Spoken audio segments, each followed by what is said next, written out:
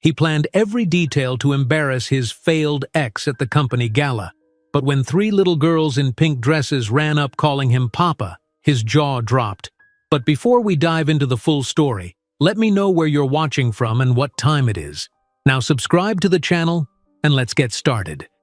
Manhattan's winter of 2009 seemed determined to break records for both snowfall and bitterness.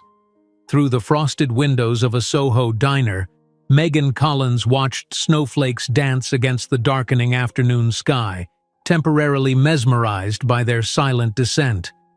At 23, she had spent 18 months in New York, pursuing dreams far grander than her current reality of refilling coffee cups and dodging the wandering hands of Wall Street types who believed their generous tips entitled them to more than service with a smile.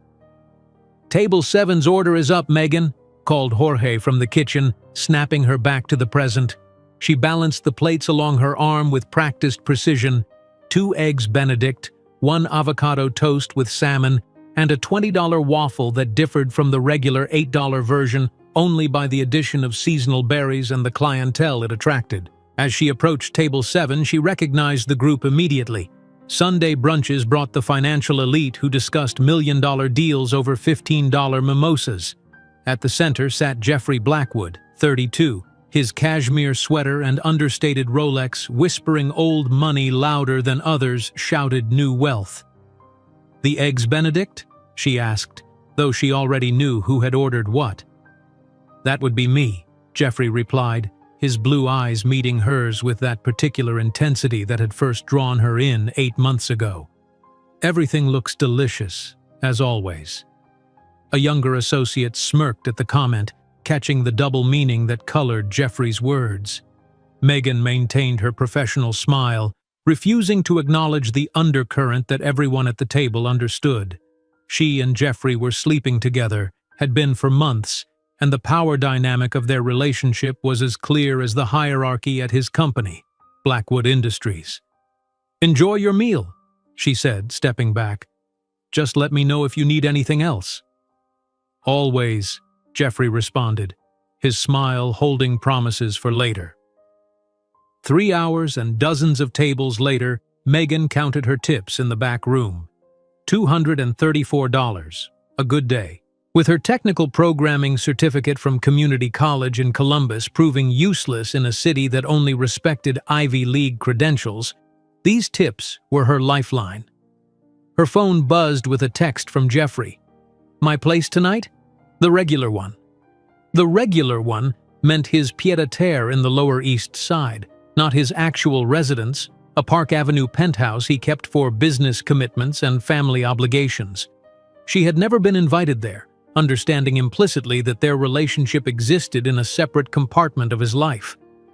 That night, after her shift ended, Megan stood in the small bathroom of Jeffrey's Lower East Side apartment, staring at the plastic stick in her trembling hands. 2 pink lines appeared where she had prayed to see only one. She took a deep breath, then another. This was their 3rd night this week together in what had become their unofficial home. Surely that meant something. Jeffrey had whispered things about a future, about how special she was. She rehearsed the words silently. "I'm pregnant. We're going to have a baby." Not, "I'm pregnant, what do we do?" That phrasing suggested a problem, and this wasn't a problem. This was unexpected, yes, but not unwelcome. At least, she hoped he would see it that way. In the kitchenette, she prepared his favorite pasta, the sauce simmering as she heard his key in the lock. Her heart hammered against her ribs. "Something smells amazing," Jeffrey called, setting down his briefcase. He came up behind her, wrapping his arms around her waist, nuzzling her neck. "Though not as amazing as you." Dinner progressed with Jeffrey talking about market projections and his father's plans to eventually hand him the CEO position. Megan barely registered his words, nodding at appropriate intervals, the pregnancy test burning a hole in her pocket. "You're quiet tonight," he finally noticed, refilling his wine glass. "Rough shift?" "Jeffrey, I need to tell you something."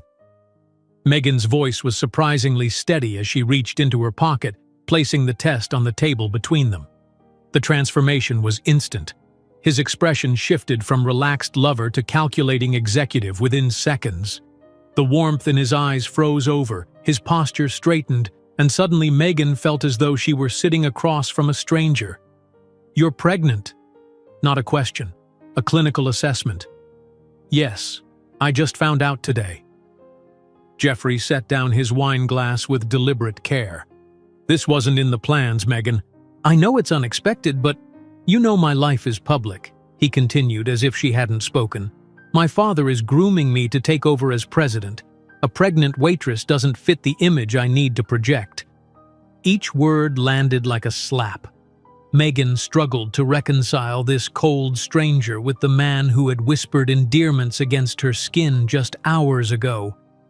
I thought we had something real," she managed. "We had something pleasant," Jeffrey corrected, his tone reminiscent of how he might discuss an underperforming investment. "But you must understand the realities of my position." Outside, snow began to fall again, fat flakes illuminated by the streetlights. Inside, the temperature seemed to drop with each passing second.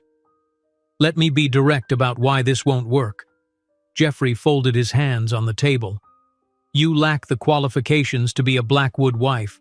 No elite university education, no family connections, no social refinement. You were a temporary diversion, Megan.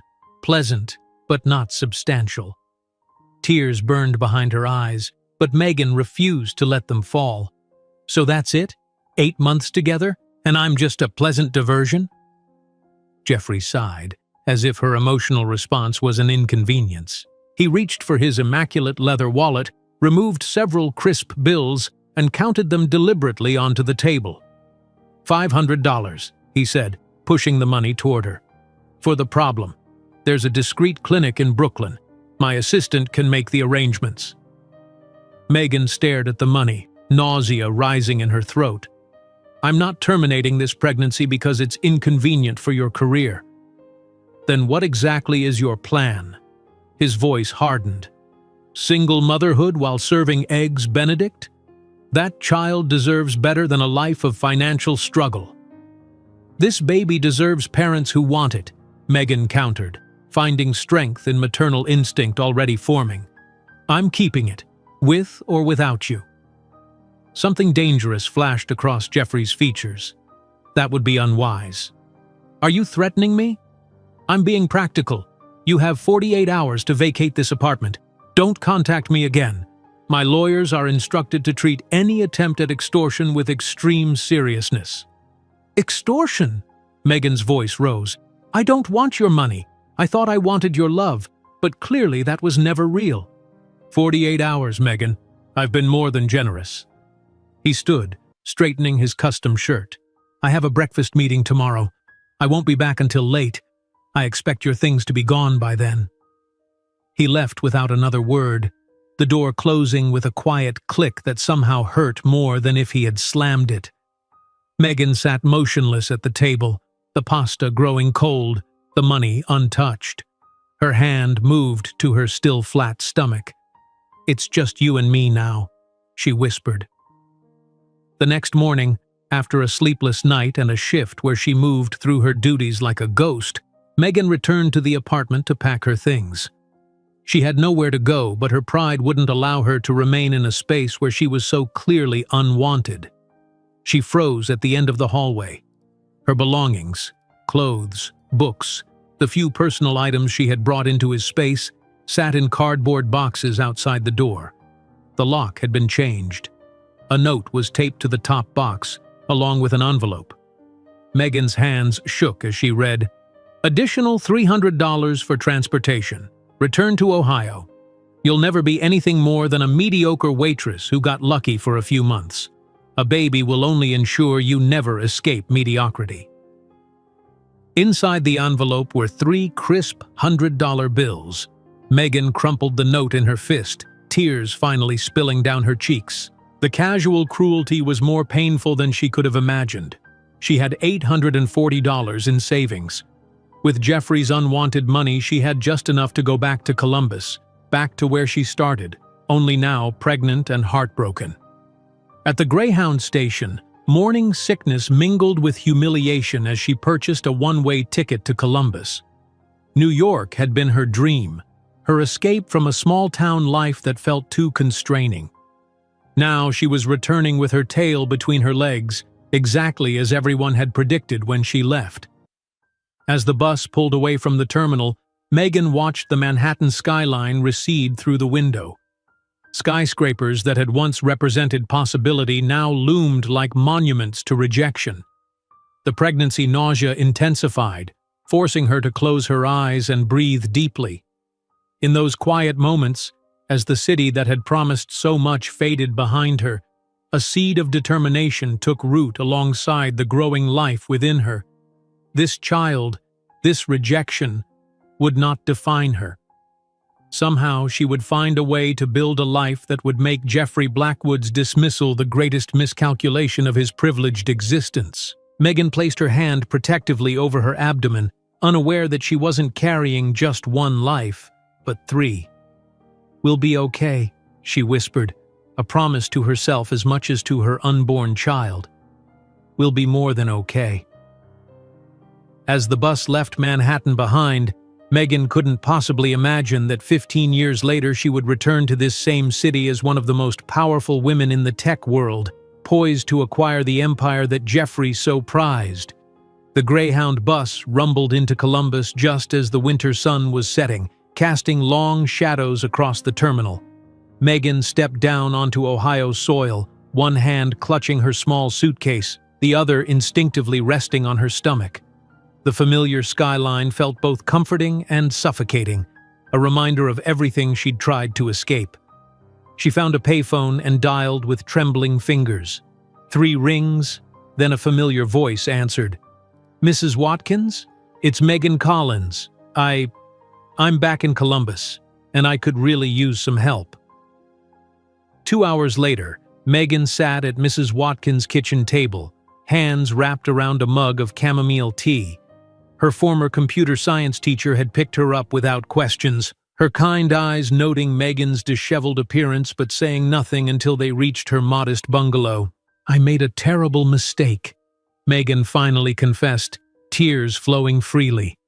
"I thought he loved me. I thought we were building something real." Mrs. Watkins reached across the table and squeezed her hand. "Tell me everything, dear." The story poured out.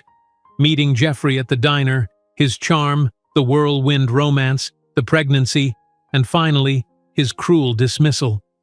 With each word, the humiliation burned anew. "He said I'd never be anything but a mediocre waitress," Megan whispered, the words still raw. "That a baby would ensure I never escaped mediocrity." Mrs. Watkins' expression hardened. "That man doesn't know what he's talking about. I've taught hundreds of students, and few had your aptitude for programming. You're anything but mediocre, Megan Collins." "What am I going to do? I'm pregnant, unemployed, and homeless." "You'll stay here until you find your footing," Mrs. Watkins said firmly. "The spare room isn't much, but it's yours for as long as you need it." That night, lying in the narrow twin bed of her teacher's guest room, Megan stared at the ceiling. She'd come to New York with dreams of becoming someone important in the tech world. Instead, she'd become a cautionary tale. "We'll prove him wrong," she whispered to her unborn child. Somehow, the following weeks blurred together in a haze of morning sickness and job rejections. Each interview followed the same pattern: initial interest in her programming certificate, followed by poorly disguised concern when they noticed her condition. "We'll keep your resume on file," they'd say, eyes already moving toward the door. By her 4th month, Megan had secured a waitressing position at a family restaurant near the university and evening work as a data entry clerk for an insurance company. The combined income barely covered her contribution to Mrs. Watkins' household expenses and the mounting medical bills. Her regular checkup was scheduled for a Tuesday afternoon. Megan sat in the small examination room, prepared for the routine visit. The ultrasound technician ran the wand over her growing belly, her brow furrowing. "Is something wrong?" Megan asked, panic rising. "I need to get Dr. Patel," the technician said, hurrying out. The doctor entered moments later, took one look at the screen, and smiled. "Ms. Collins, have multiples run in your family?" "Multiples?" Megan repeated, uncomprehending. "You're carrying triplets," Dr. Patel said, turning the screen toward her. "3 healthy babies." The room seemed to tilt. "3? That's not possible. I can barely support myself. How can I possibly—" "One step at a time," Dr. Patel said gently. "This explains your severe morning sickness and rapid weight gain. We'll need to monitor you more closely." That evening, Megan sat on a bench in the local park, trying to process the news. 3 babies, 3 mouths to feed, 3 college educations to save for, 3 of everything. The impossibility of it all threatened to crush her. An elderly man feeding pigeons nearby looked over. "You all right, miss?" "I just found out I'm having triplets," she said, the words still sounding unreal. He chuckled. "My sister had twins back in '52. Everyone thought she'd never manage, especially after her husband ran off. Raised those boys alone, worked 2 jobs. Both became doctors. How did she do it? One day at a time," he said simply, and she wasn't afraid to accept help when offered. Megan returned to Mrs. Watkins with new resolve. When she shared the news about the triplets, her teacher hugged her tightly.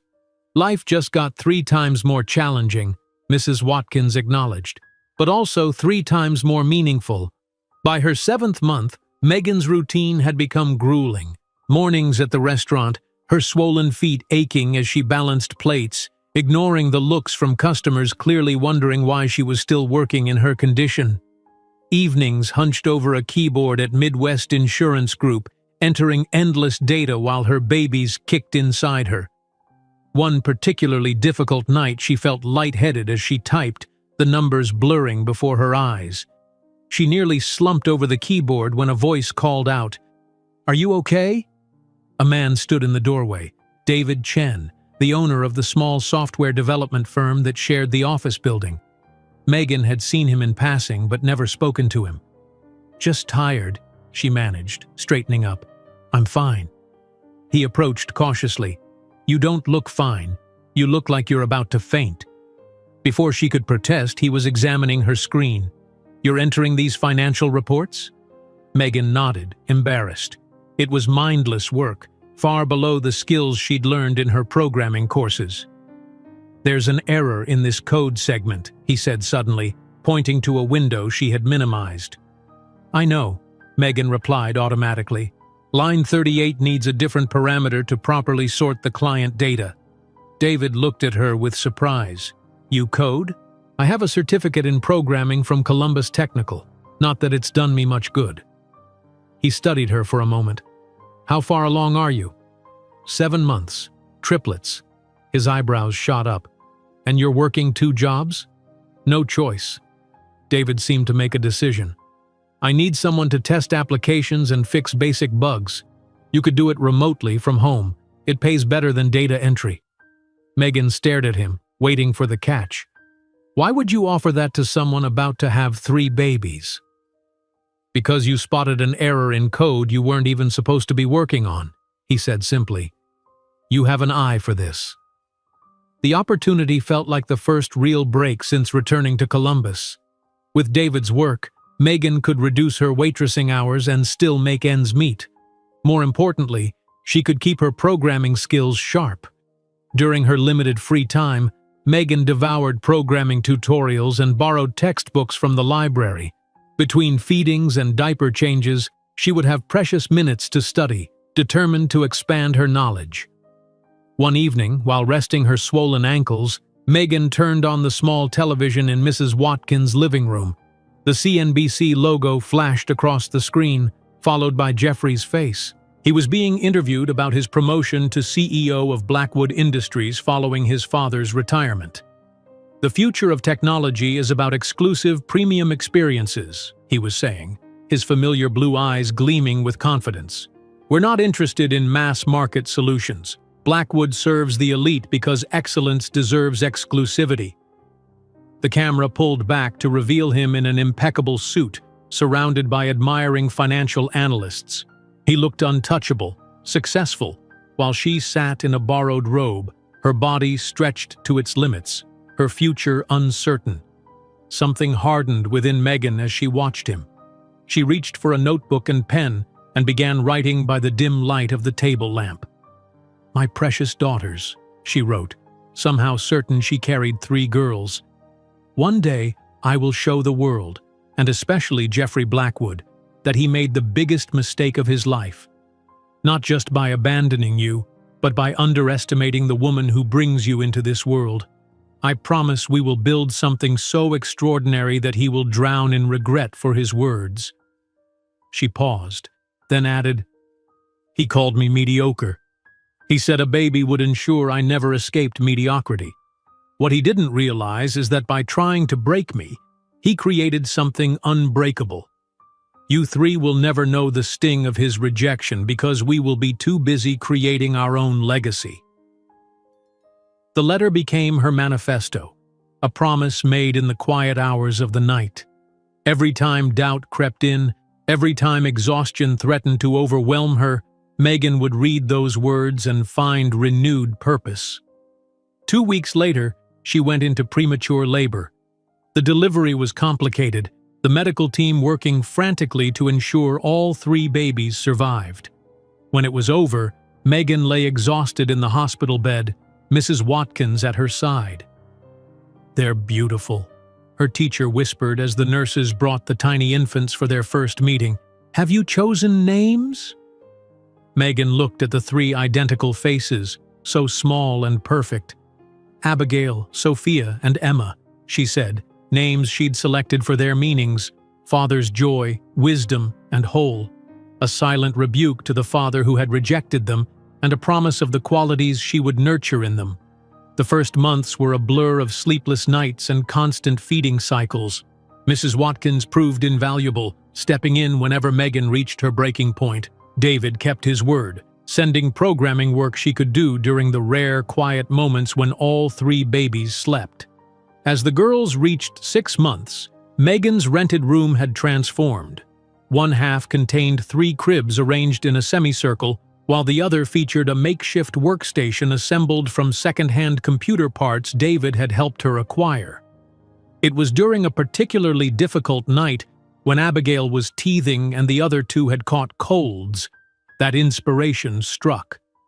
Between soothing cries and administering medicine, Megan began sketching an algorithm that would optimize data organization in mobile applications. For a week straight, she worked on her idea during the precious few hours when the triplets slept, refining and testing her concept. When she finally presented it to David via video chat, his initial silence terrified her. "Megan," he finally said, "do you realize what you've created? This could revolutionize how our apps handle background processes. Is it really that good? It's brilliant. I want to buy the algorithm and integrate it into our products." The conversation that followed changed everything. David arrived at her apartment the next day, meeting the triplets for the first time as they crawled across their playmat. "They're beautiful," he said, watching as Sophia methodically stacked blocks, like their mother's mind. He laid out his proposal: $85,000 for the algorithm and a minority partnership in his company. It was more money than Megan had ever imagined possessing. "This would change everything for us," she whispered, emotion tightening her throat. "It's just fair compensation for exceptional work," David replied. "And I suspect it's just the beginning for you, Megan." As she signed the contract with Emma balanced on her lap while David held the other 2 girls, Megan felt a surge of vindication. Jeffrey's voice echoed in her memory. "You'll never be anything more than a mediocre waitress." That night, after putting the triplets to sleep, Megan reopened the letter she had written months earlier. At the bottom, she added a new line. "Today, I took our first step toward proving him wrong. This is just the beginning." That night marked a turning point. While signing the contract that would transform her algorithm into a commercial product, Megan had no idea she was planting the seed of what would become, in less than a decade, one of the most innovative technology companies in the world. That night marked a turning point. While signing the contract that would transform her algorithm into a commercial product, Megan had no idea she was planting the seed of what would become, in less than a decade, one of the most innovative technology companies in the world. 5 years passed in the blink of an eye. The algorithm sale had been just the beginning. With the capital from that first success and her growing partnership with David Chen, Megan had moved the triplets from Mrs. Watkins's spare room to a comfortable 2-bedroom apartment in a quiet Columbus neighborhood. The morning sun now streamed through large windows, illuminating a living space that reflected both practical motherhood and technological ambition. "Abigail, please explain to your sisters why we can't have ice cream for breakfast," Megan called from the kitchen, where she was preparing a balanced meal while simultaneously reviewing code on her tablet. "Because our brains need protein and complex carbohydrates to function optimally," 5-year-old Abigail explained with startling precision to her pouting sisters. "Ice cream has simple sugars that cause energy spikes followed by crashes." Megan smiled, setting plates of scrambled eggs and whole-grain toast before each of her daughters. At 5, the triplets were already showing distinct personalities, though they remained identical in appearance. Same chestnut hair, same piercing blue eyes that sometimes caught Megan off guard with their resemblance to Jeffrey. "If we consume protein in the morning, our neurotransmitters function better," Sophia added, her vocabulary incongruous with her tiny frame and the stuffed robot tucked under her arm. Emma, always the pragmatist, simply began eating. "If we finish quickly, can we work on our math puzzles before school?" Megan checked the time. 20 minutes for puzzles if you eat without dawdling. The morning routine had become a well-orchestrated symphony. Breakfast, educational activities, dressing in their school uniforms, and then the drive to Montessori school, where the girls thrived in an environment that encouraged their advanced abilities. "Mom, will you explain Boolean logic again tonight?" Sophia asked as Megan adjusted her collar at the school entrance. "Of course. Now give me a hug and have a wonderful day. Learn something amazing to share at dinner." Watching them walk into school, identical backpacks bobbing in unison, Megan felt the familiar surge of pride and fierce protectiveness. Every sacrifice, every sleepless night had been worth it for this. 3 confident, brilliant girls who had no idea they'd been born against all odds. At Chen Software Solutions, now expanded to 15 employees, Megan led the development team with the same precision she applied to motherhood. David had recognized her talent early, promoting her to senior developer within 2 years of her algorithm sale. "The client meeting went well," David announced, entering the conference room where Megan was reviewing code with 2 junior programmers. "They want the healthcare management system deployed by next quarter." "We can do it in half that time," Megan replied, not looking up from her screen. "I've restructured the database access protocols to improve response time by 40%. David smiled. "This is why you're my lead developer. How are the girls?" "Thriving. Sophia dismantled and reassembled my alarm clock yesterday. It now plays the Imperial March from Star Wars instead of beeping." Their comfortable professional rhythm had been a blessing, allowing Megan flexibility to balance work and motherhood. But during quiet moments, usually late at night when the girls were asleep, Megan worked on something that had nothing to do with Chen Software's projects. Her apartment walls, once bare, now displayed complex diagrams and flowcharts, the early architecture of a neural interface system she'd been conceptualizing since reading about experimental brain-computer interfaces 2 years earlier. "What if we could simplify the neural pathways?" she murmured to herself that night, adding notes to her diagrams while the girls slept in their shared bedroom. Current BCIs require extensive calibration for each user, but if we could create adaptive algorithms that learn from minimal input patterns. She worked until 3 in the morning, losing track of time until a small voice interrupted her concentration. "Mommy, are you making a brain machine?"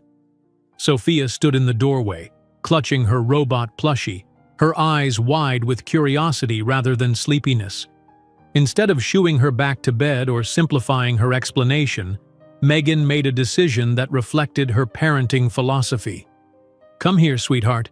Yes, I'm trying to design a way for people's thoughts to control computers directly." She lifted Sophia onto her lap and pointed to the diagrams. "See these patterns?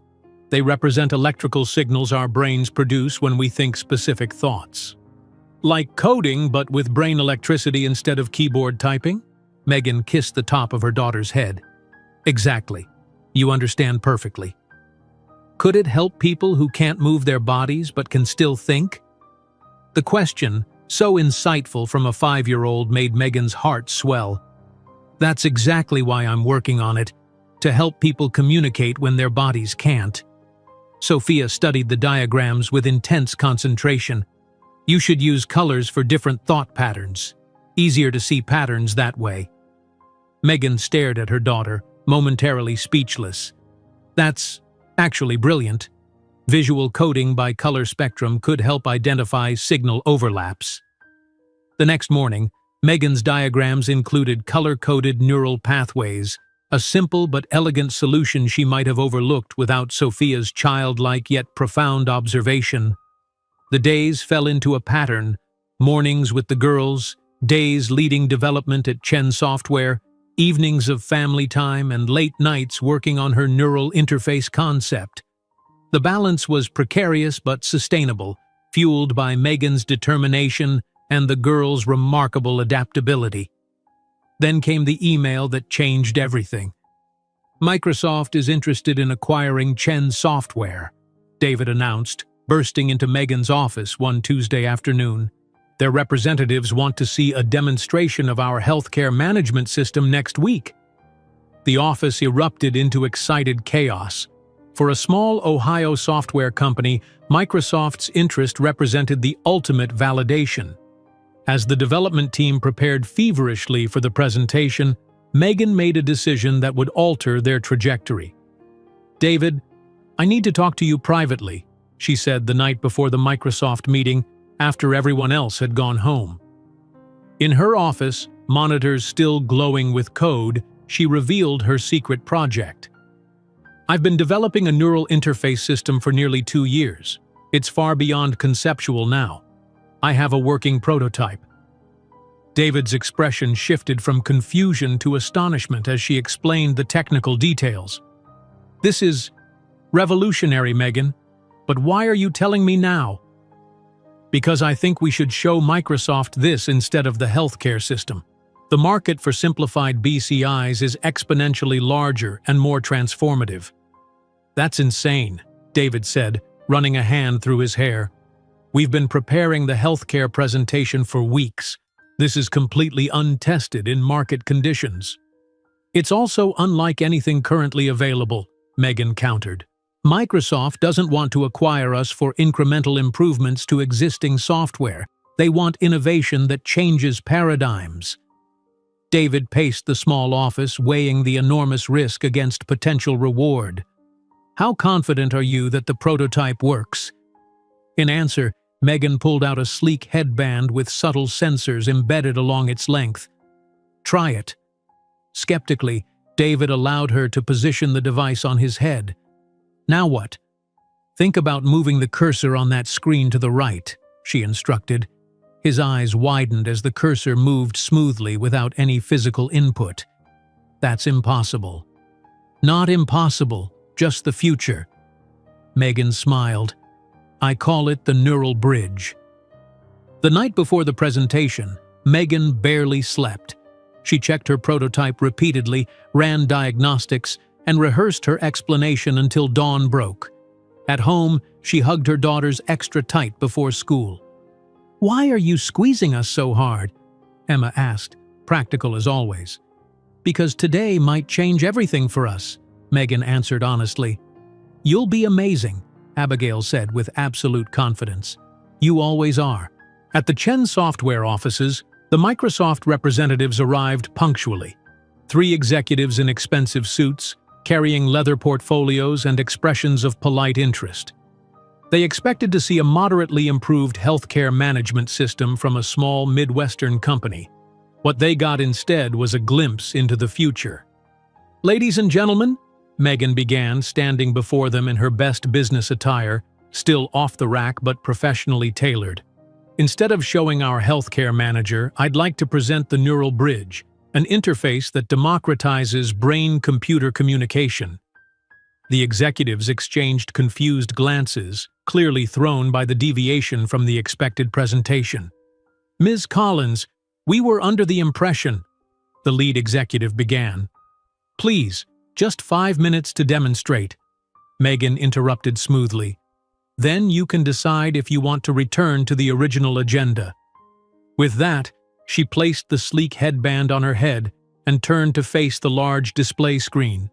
Without touching a keyboard or mouse, she began controlling a presentation, slides advancing, data points highlighting, and applications opening and closing through thought commands alone. "What you're witnessing is direct neural interfacing without surgical implantation," she explained as she manipulated complex data visualizations with her mind. "Current medical-grade BCIs cost hundreds of thousands and require invasive surgery. The Neural Bridge achieves 80% of that functionality at potentially 1/10 the cost, with zero invasiveness." The room fell completely silent. The executives leaned forward, expressions transforming from confusion to astonishment and finally to the hungry look of people recognizing an extraordinary opportunity. "The applications extend beyond medical uses," Megan continued, switching to a video of a paralyzed patient using an earlier prototype to communicate. "Accessibility, education, productivity, gaming, any field where the barrier between human intention and digital execution matters." When she removed the headband, the lead Microsoft executive stood immediately. "We need to make some calls. Can we use your conference room?"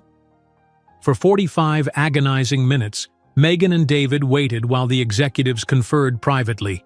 When they emerged, their body language had changed completely. They moved with the eager energy of hunters who had spotted rare prey. "Ms. Collins, Mr.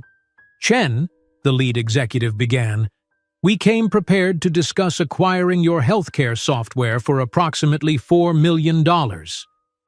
Megan's heart sank, assuming the dramatic shift in presentation had cost them the deal. "However," he continued, "we'd like to propose an alternative. $24 million for the Neural Bridge technology and exclusive licensing rights."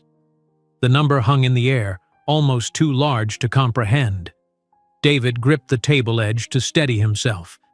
"I'll need to review any agreement thoroughly," Megan replied, maintaining remarkable composure despite the adrenaline flooding her system, particularly regarding implementation ethics and accessibility requirements.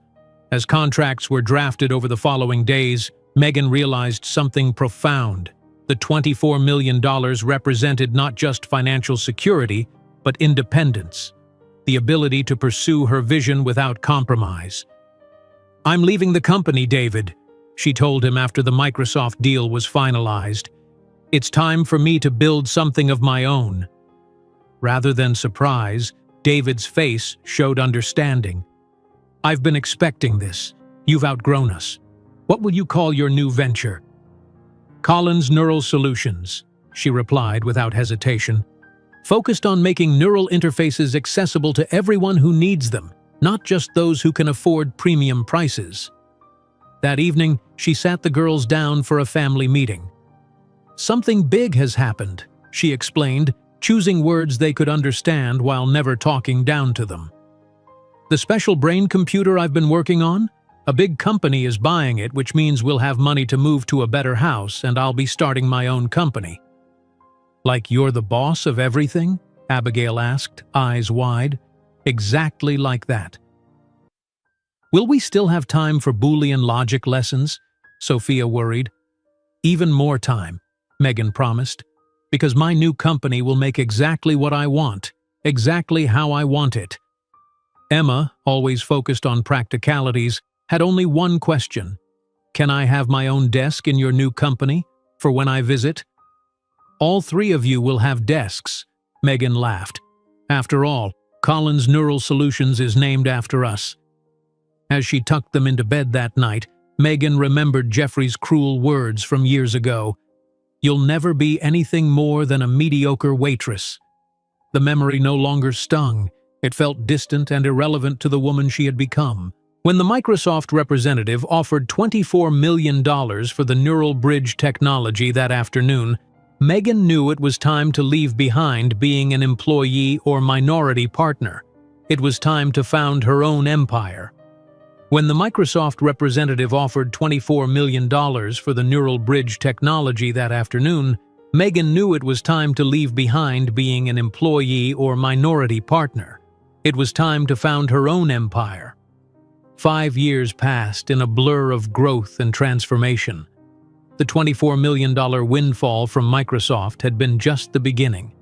Megan had invested it wisely, purchasing a comfortable 2-bedroom condominium in a safe Columbus neighborhood with excellent schools, and pouring the rest into founding Collins Neural Solutions. What began as a 3-person operation working out of a converted warehouse space had blossomed into a legitimate contender in the neural interface market.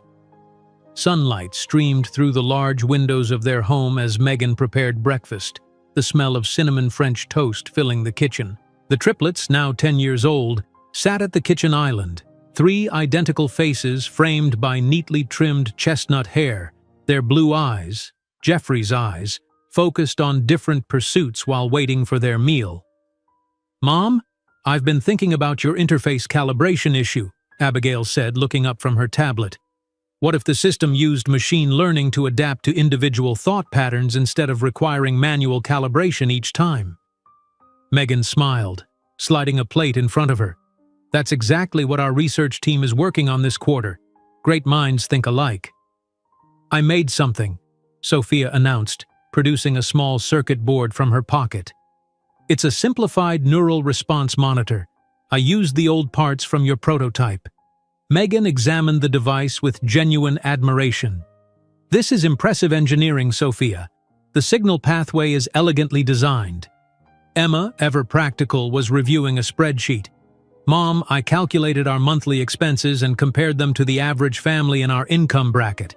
We're 14% below average on non-essential spending, which is good for future investment potential." "Thank you, my little financial advisor," Megan laughed, kissing the top of Emma's head. "I'll review your analysis tonight." The triplets had transformed their dining area into a miniature think tank, each with her own specialized interests emerging. Abigail showed natural leadership and ethical consideration. Sophia possessed uncanny technical intuition, and Emma displayed remarkable analytical skills. They were extraordinary by any standard, but to Megan, they were simply her girls, brilliant, compassionate, and blissfully unaware of the painful circumstances of their birth. After breakfast, Megan drove them to the Montessori school where they had thrived since age 3. The tuition had once seemed an impossible luxury. Now it was an investment she could easily afford. As they climbed out of the car in their navy uniforms, Megan felt a surge of pride so intense it momentarily took her breath away. "I love you, girls. Learned something amazing today." "We always do," they responded in unison, a habit that still occasionally startled others but felt perfectly natural to their family. At the Collins Neural Solutions headquarters, Megan transitioned seamlessly from mother to CEO. The company occupied 2 floors of a modern office building, housing 57 employees dedicated to advancing neural interface technology. Her corner office featured a wall of windows and 3 small desks in the corner, one for each daughter when they visited after school. "Morning, Megan," called Carmen, her CFO and the first person she'd hired. "The Stanford researchers sent their feedback on the education prototype. They're impressed." Megan nodded, scanning the report on her tablet. "Schedule a call with them for tomorrow. I want to discuss implementing their suggestions about the learning curve metrics." The day proceeded with the organized chaos typical of a growing tech company: development meetings, investor calls, and problem-solving sessions. Megan moved through it all with confident authority, a far cry from the timid waitress who had once served brunch to Wall Street elites. Her wardrobe had upgraded from polyester uniforms to tailored business attire, though she still prioritized comfort over labels, saving the designer pieces for important presentations. At 3 o'clock, her alarm chimed. Time to leave for the girls' science exhibition. No matter how busy her schedule became, Megan never missed their important events. As CEO, she had structured the company culture to respect work-life balance, starting with her own example. "I'll be back for the 4:30 investor call," she told her assistant. "The presentation materials are ready on my desktop." The school auditorium buzzed with parents and students examining project displays. Megan spotted her daughter's project immediately, a comprehensive display on neural plasticity and learning acceleration, far beyond typical fifth-grade level work. Several teachers hovered nearby, clearly impressed. "Mom!" Abigail waved excitedly. "We won first place! Dr. Ramirez from Ohio State was judging, and he said our research methodology was undergraduate level." Megan hugged each girl in turn, their achievements feeling like personal victories. "I'm so proud of you all. This calls for celebration. Dinner at Chen's tonight?" The girls cheered. David Chen's family restaurant had become their special occasion spot, a connection to the past that had helped shape their future. Later that evening, after dinner and homework, Megan sat in her home office reviewing quarterly projections while the girls read in their rooms. A notification popped up on her screen, an invitation to speak at the National Neural Interface Conference in San Francisco, alongside pioneers in the field. 5 years ago, such recognition would have seemed impossible. Now it was simply another validation of her vision. She accepted the invitation, then opened a drawer containing a worn envelope. Inside was the letter she had written to her unborn daughters years ago, promising to prove Jeffrey wrong. She rarely revisited it anymore, but sometimes, in moments of achievement, she remembered the fuel that had initially fired her determination. The next morning brought a development that would accelerate their trajectory dramatically. Carmen burst into Megan's office waving a tablet.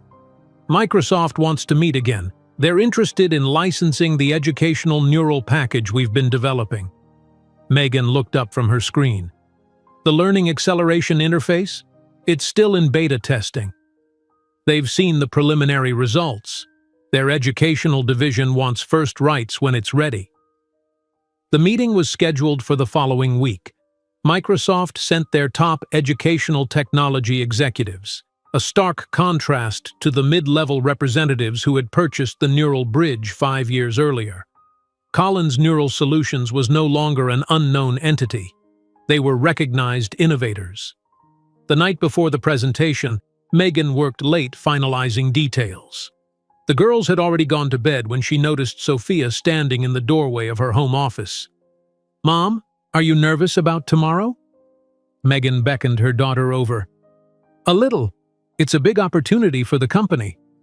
Sophia climbed onto her lap, though at 10 she was almost too big for it now. "I improved something on your prototype." She handed over what looked like a standard interface headband but with subtle modifications. "I rewired the temporal sensors to reduce interference by 18%. Megan examined the device, amazement washing over her. "Sophia, this is brilliant engineering. How did you figure this out?" "I noticed a pattern in the error reports. The signal noise had a consistent frequency that could be filtered." She shrugged as if it were obvious. Megan hugged her tightly. "This is exactly why I named the company Collins Neural Solutions, because the Collins women solve problems others don't even recognize." The Microsoft presentation the following day exceeded all expectations. The educational neural interface, enhanced by Sophia's modifications, demonstrated how students could absorb and retain information up to 40% more efficiently by optimizing neural pathways during learning. "The applications for special education alone are groundbreaking," enthused the head of Microsoft's educational division. "This could revolutionize how we approach learning differences." The licensing deal they offered was substantial, $18 million for 5 years of exclusive educational application rights. Megan, however, didn't accept immediately. "There's one non-negotiable condition," she stated firmly. Any school serving disadvantaged communities must receive the technology at cost. Education equality is a founding principle of Collins Neural Solutions. The executives exchanged glances, clearly not expecting this stipulation from a relatively small company negotiating with a tech giant. That would significantly impact potential profit margins, one objected. Megan remained unmoved. Then we'll find another partner whose values align with ours. Our technology exists to expand access, not restrict it to those who can afford premium prices. After a tense hour of negotiations, Microsoft conceded, adding a provision to subsidize implementation in Title I schools. When the contract was finally signed, Carmen whispered to Megan, "You just left millions on the table for principal." "And gained something more valuable. Integrity," Megan replied. "The girls are watching everything I do. What lesson would I teach them by prioritizing profit over purpose?" The Microsoft deal catapulted Collins Neural Solutions into a new echelon of the tech world. Within months, their staff doubled, necessitating a move to larger headquarters. The company valuation reached $100 million, then $200 million, attracting attention from venture capitalists eager to invest in the next phase of growth. One evening, as Megan reviewed expansion plans in her home office, a news alert caught her attention. The business channel was featuring a segment on tech's rising stars, and there on the screen was her own face, alongside a caption reading, "Megan Collins, Neural Interface Pioneer Revolutionizing Educational Technology." The segment highlighted her journey from founding Collins Neural Solutions to their breakthrough educational interface. What it couldn't mention, was the personal journey that had preceded it all. As the segment ended, another began about traditional tech powerhouses facing innovation challenges. The camera cut to Jeffrey Blackwood, now CEO of Blackwood Industries following his father's retirement, defending his company's conservative approach to shareholders. "At Blackwood, we believe in proven technologies with established market positions," he stated smoothly, though Megan could detect the defensiveness behind his polished veneer. "We're not chasing speculative trends." The analyst interviewing him pressed harder. "But Blackwood's market share has declined 12% while competitors embracing neural interface technologies are experiencing double-digit growth. Is there concern that the company is falling behind the innovation curve?" Jeffrey's smile tightened almost imperceptibly. "Quality over novelty has been the Blackwood way for generations. We'll continue to serve our premium market segment with excellence." Megan switched off the screen, a complex emotion washing over her. There was no satisfaction in seeing Jeffrey defensive, no vindication in his company's struggles. Somewhere along the way, proving him wrong had ceased to be her motivation. Building something meaningful had become its own reward. The following day, she presented her 3-year expansion plan to the board of directors. Collins Neural Solutions would open research centers in Boston and San Francisco, triple their development team, and launch an accessibility initiative providing subsidized neural interfaces to medical centers serving underinsured patients. "This is ambitious," noted one board member. "The capital requirements are substantial.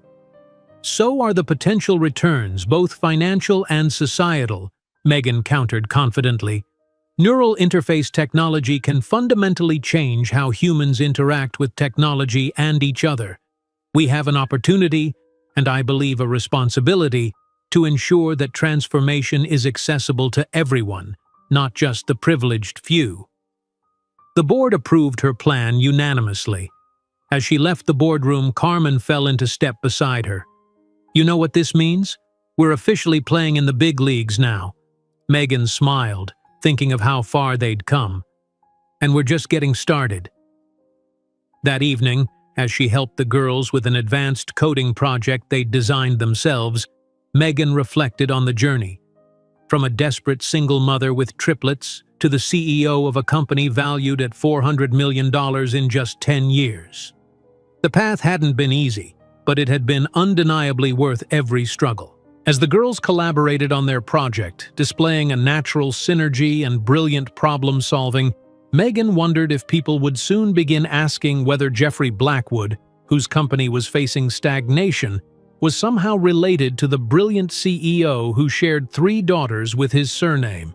As the girls collaborated on their project, displaying a natural synergy and brilliant problem-solving, Megan wondered if people would soon begin asking whether Jeffrey Blackwood, whose company was facing stagnation, was somehow related to the brilliant CEO who shared 3 daughters with his surname. The $24 million from Microsoft had been transformed into far more than financial security. It had become the foundation of Megan's vision. With the capital secured from selling Neural Bridge, she leased a modest office space in downtown Columbus, the first official headquarters of Collins Neural Solutions. The converted warehouse space, with its exposed brick walls and industrial ceiling, represented something profound, a blank canvas upon which she could build exactly what she had imagined. Megan stood in the empty space the day after signing the lease, her footsteps echoing. 3 small desks already sat in a corner, one purple, one blue, one green, ready for the days when the girls would visit after school. "What do you think?" she asked the triplets, now 8 years old, as they spun in circles on the smooth concrete floor. "It's gigantic!" Sophia exclaimed, her voice bouncing off the walls. "Can I help design the lab space?" Abigail asked, already mapping invisible boundaries with her small hands. Emma, ever practical, was counting ceiling fixtures. "We'll need 16 more lights for optimal working conditions." Megan watched them explore, marveling at how they absorbed and processed the world. At 8, they were already revealing their distinct personalities, though they remained identical in appearance. The building felt too large for the small team she planned to start with, but Megan had learned to build for the future, not just the present. Her first hire was Carmen Rodriguez, a brilliant CFO who had been underutilized at a larger corporation. When they met for coffee, Carmen studied Megan with curious intensity. "You're offering me a significant pay cut and equity in an unproven startup," she observed. "Why would I leave financial security for this risk?" Megan didn't oversell or make grandiose promises. Instead, she placed her prototype neural interface on the table. "Try it." 20 minutes later, after experiencing direct neural connection to digital systems, Carmen was drafting her resignation letter on her phone. "Traditional interface technology will be obsolete within a decade. I want to be part of what replaces it." The early days of Collins Neural Solutions established a pattern that would define the company culture. Megan arrived at 6 each morning to work uninterrupted before the girls woke, returned home to prepare them for school, then back to the office until school dismissal. Afternoons often found the triplets doing homework in their designated corner, while Megan and her growing team worked to refine neural interface technology. "Mommy, you forgot lunch again," Abigail announced one day, organizing the office supply cabinet with meticulous precision. Sophia looked up from the printer she was inexplicably disassembling. "The toner configuration is inefficient.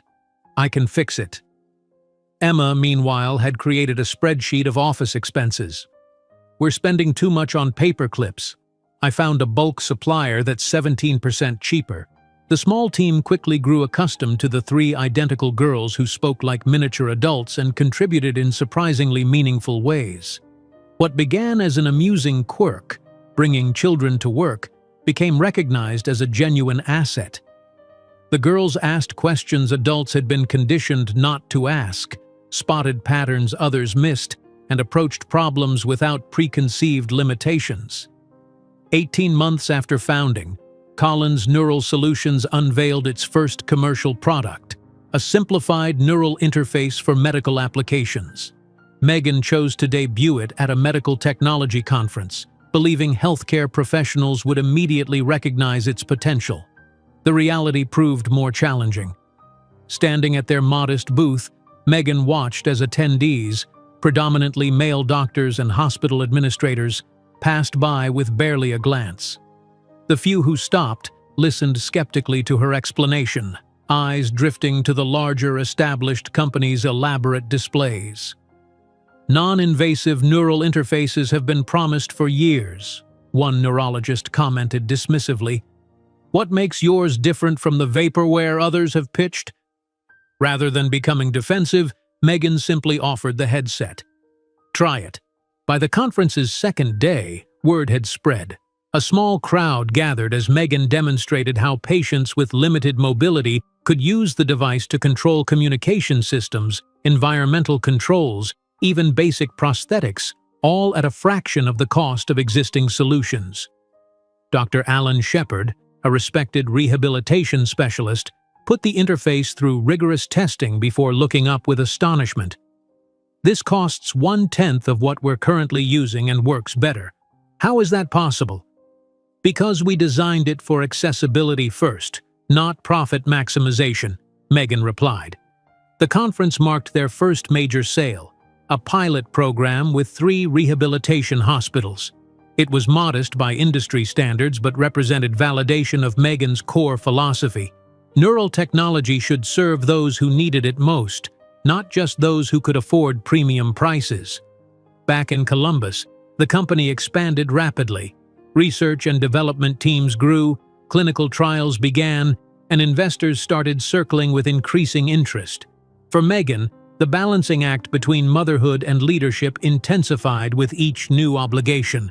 The first major crisis struck without warning. A tech giant announced a neural interface system remarkably similar to their medical device, with patent filings that narrowly avoided infringement. Collins Neural Solutions stock, recently public through a small IPO, plummeted overnight. That evening, after putting on a brave face for her employees all day, Megan locked herself in the bathroom of her condo and finally allowed the tears to come. The weight of responsibility for her employees' livelihoods, for the patients who needed their technology for her daughter's future, felt crushing in that moment. A soft knock interrupted her breakdown. "Mom?" Emma's voice came through the door. The stock dropped 37% today, but market overreactions typically correct within 3 to 5 trading days if fundamentals remain strong. Megan wiped her eyes, amazed at her 8-year-old's financial awareness. "How do you know that?" "I've been studying market patterns," Emma replied matter-of-factly. "Don't worry, Mom. Your product is better because you care about people, not just money. The market will figure that out." That simple faith, expressed through Emma's analytical mind, gave Megan the strength to emerge from the bathroom, read bedtime stories as if nothing were wrong, and then work through the night on a strategy to weather the crisis. The following months proved Emma right. Clinical results demonstrated Collins Neural's superior accuracy and adaptability. The competitor's similar device suffered from usability issues and higher failure rates. By quarter's end, their stock had not only recovered but surpassed previous levels. As the company approached its 3rd anniversary, Megan faced another pivotal moment. A major venture capital firm expressed interest in a substantial investment, $50 million for 30% ownership. The influx of capital would accelerate research and expansion dramatically, but the strings attached became apparent during the final negotiation meeting. "We have concerns about leadership structure," said Richard Winthorpe, the lead investor, his voice carrying the smooth confidence of someone accustomed to getting his way. "For a company of this caliber moving to the next level, perhaps you should consider hiring a CEO with more experience, someone who presents a more traditional profile to potential partners." The room fell silent. Megan felt Carmen stiffen beside her. "Traditional profile?" Megan repeated calmly. Winthorpe cleared his throat. "Someone with established industry relationships. Perhaps you might consider taking on a more technical role, focusing on what you do best." The implication hung heavy in the air. A male CEO would give the company credibility that Megan, as a woman and single mother, supposedly couldn't provide. Instead of responding verbally, Megan stood and walked to the prototype station. "Before we continue this discussion, I'd like to demonstrate exactly why I'm the right person to lead Collins Neural Solutions." For the next 15 minutes, she provided a masterclass in both the technical aspects and market vision of neural interface technology. She manipulated complex systems through the interface, explained quantum computing applications to neural mapping, and outlined their 5-year development roadmap with absolute authority. Her command of every aspect, from nanoscale engineering to global market strategy, left no room for question. Our next-generation interface reduces signal latency by 73%, while improving accuracy by 41%, she concluded. I designed both the hardware architecture and core algorithms personally, while raising 3 children and building this company from nothing. Now, Mr. Winthorpe, would you like to explain again why I should step aside for someone with a more traditional profile? The investor's expression had transformed from condescension to genuine respect. Ms. Collins, I misspoke earlier. Your technical expertise is extraordinary. And my leadership capabilities? Equally impressive. I withdraw my suggestion completely. The meeting concluded with revised terms, $50 million for 20%, with no management changes required. As the investors left, Carmen whispered, "That was magnificent." "It was necessary," Megan replied simply. That evening, sharing pizza with the girls to celebrate the investment, Abigail asked perceptively, "Did those men want you to let someone else be boss because you're a lady?" Megan considered how to answer truthfully without burdening her daughters with society's inequities too soon. Some people have outdated ideas about who can be a leader. My job was to show them those ideas are wrong. By being so awesome, they couldn't ignore it, Sophia added with a grin. Exactly. The venture capital investment transformed Collins Neural Solutions. They expanded to a proper corporate headquarters, hired specialized teams for different applications, and began development on consumer-oriented products alongside their medical technology. Megan insisted on maintaining their social impact initiatives, ensuring accessible versions of their technology reached those who needed it most regardless of ability to pay. As she drove home one evening, Megan passed a newsstand displaying Forbes magazine with the headline, "Neural Revolution, the company's reshaping how we connect." Collins Neural Solutions was featured prominently, with mention of their $400 million valuation. The article noted Megan's unusual path to tech leadership, describing her as perhaps the most unexpected success story in neural interface development. That night, after the girls were asleep, Megan allowed herself a moment of reflection. The journey from pregnant, abandoned waitress to CEO of a multi-million-dollar technology company had been improbable by any measure. Yet each challenge, each dismissal, each skeptical investor, each technical hurdle had only strengthened her resolve. She opened her laptop to review acquisition targets for their expanding medical division. A notification popped up, breaking business news about Blackwood Industries facing shareholder pressure due to innovation stagnation. The article mentioned Jeffrey specifically. CEO Blackwood's conservative approach has maintained profitability but sacrificed market share to more agile competitors. Megan closed the notification without reading further. Jeffrey Blackwood no longer defined her story. He was merely a footnote in her journey. Her focus remained on building something meaningful, not proving someone wrong. That meeting marked a turning point. 3 years later, the Collins Neural Solutions would be valued at $400 million, and people were beginning to question if Jeffrey Blackwood, whose company faced stagnation, was somehow related to the brilliant CEO who shared 3 daughters with his surname. That meeting marked a turning point. 3 years later, the Collins Neural Solutions would be valued at $400 million, and people were beginning to question if Jeffrey Blackwood, whose company faced stagnation, was somehow related to the brilliant CEO who shared 3 daughters with his surname. 5 years passed in what felt like the blink of an eye. Collins Neural Solutions had evolved from a promising startup into a technological powerhouse valued at $1.2 billion, occupying a gleaming headquarters in Columbus that served as both corporate center and innovation hub. Megan's vision of democratizing neural interface technology had expanded beyond medical applications into educational tools, accessibility solutions, and productivity enhancements that were transforming how humans interacted with technology. On a crisp autumn morning, Megan stood at the floor-to-ceiling windows of her executive office, watching employees arrive for the day. At 38, she had grown into her role as CEO with a quiet confidence that commanded respect without demanding it. The uncertain young waitress from Soho had been replaced by a woman whose name appeared regularly on lists of the most influential people in technology. "Mom, the helicopter will be here in 20 minutes." Abigail's voice came from the doorway. Megan turned to see her daughter, now 13, poised and self-assured, tablet in hand as she managed her own increasingly complex schedule. The triplets had grown into remarkably accomplished young teenagers, each developing distinct talents while maintaining the identical appearance that still occasionally confused new acquaintances. "Is your presentation ready for the ethics committee?"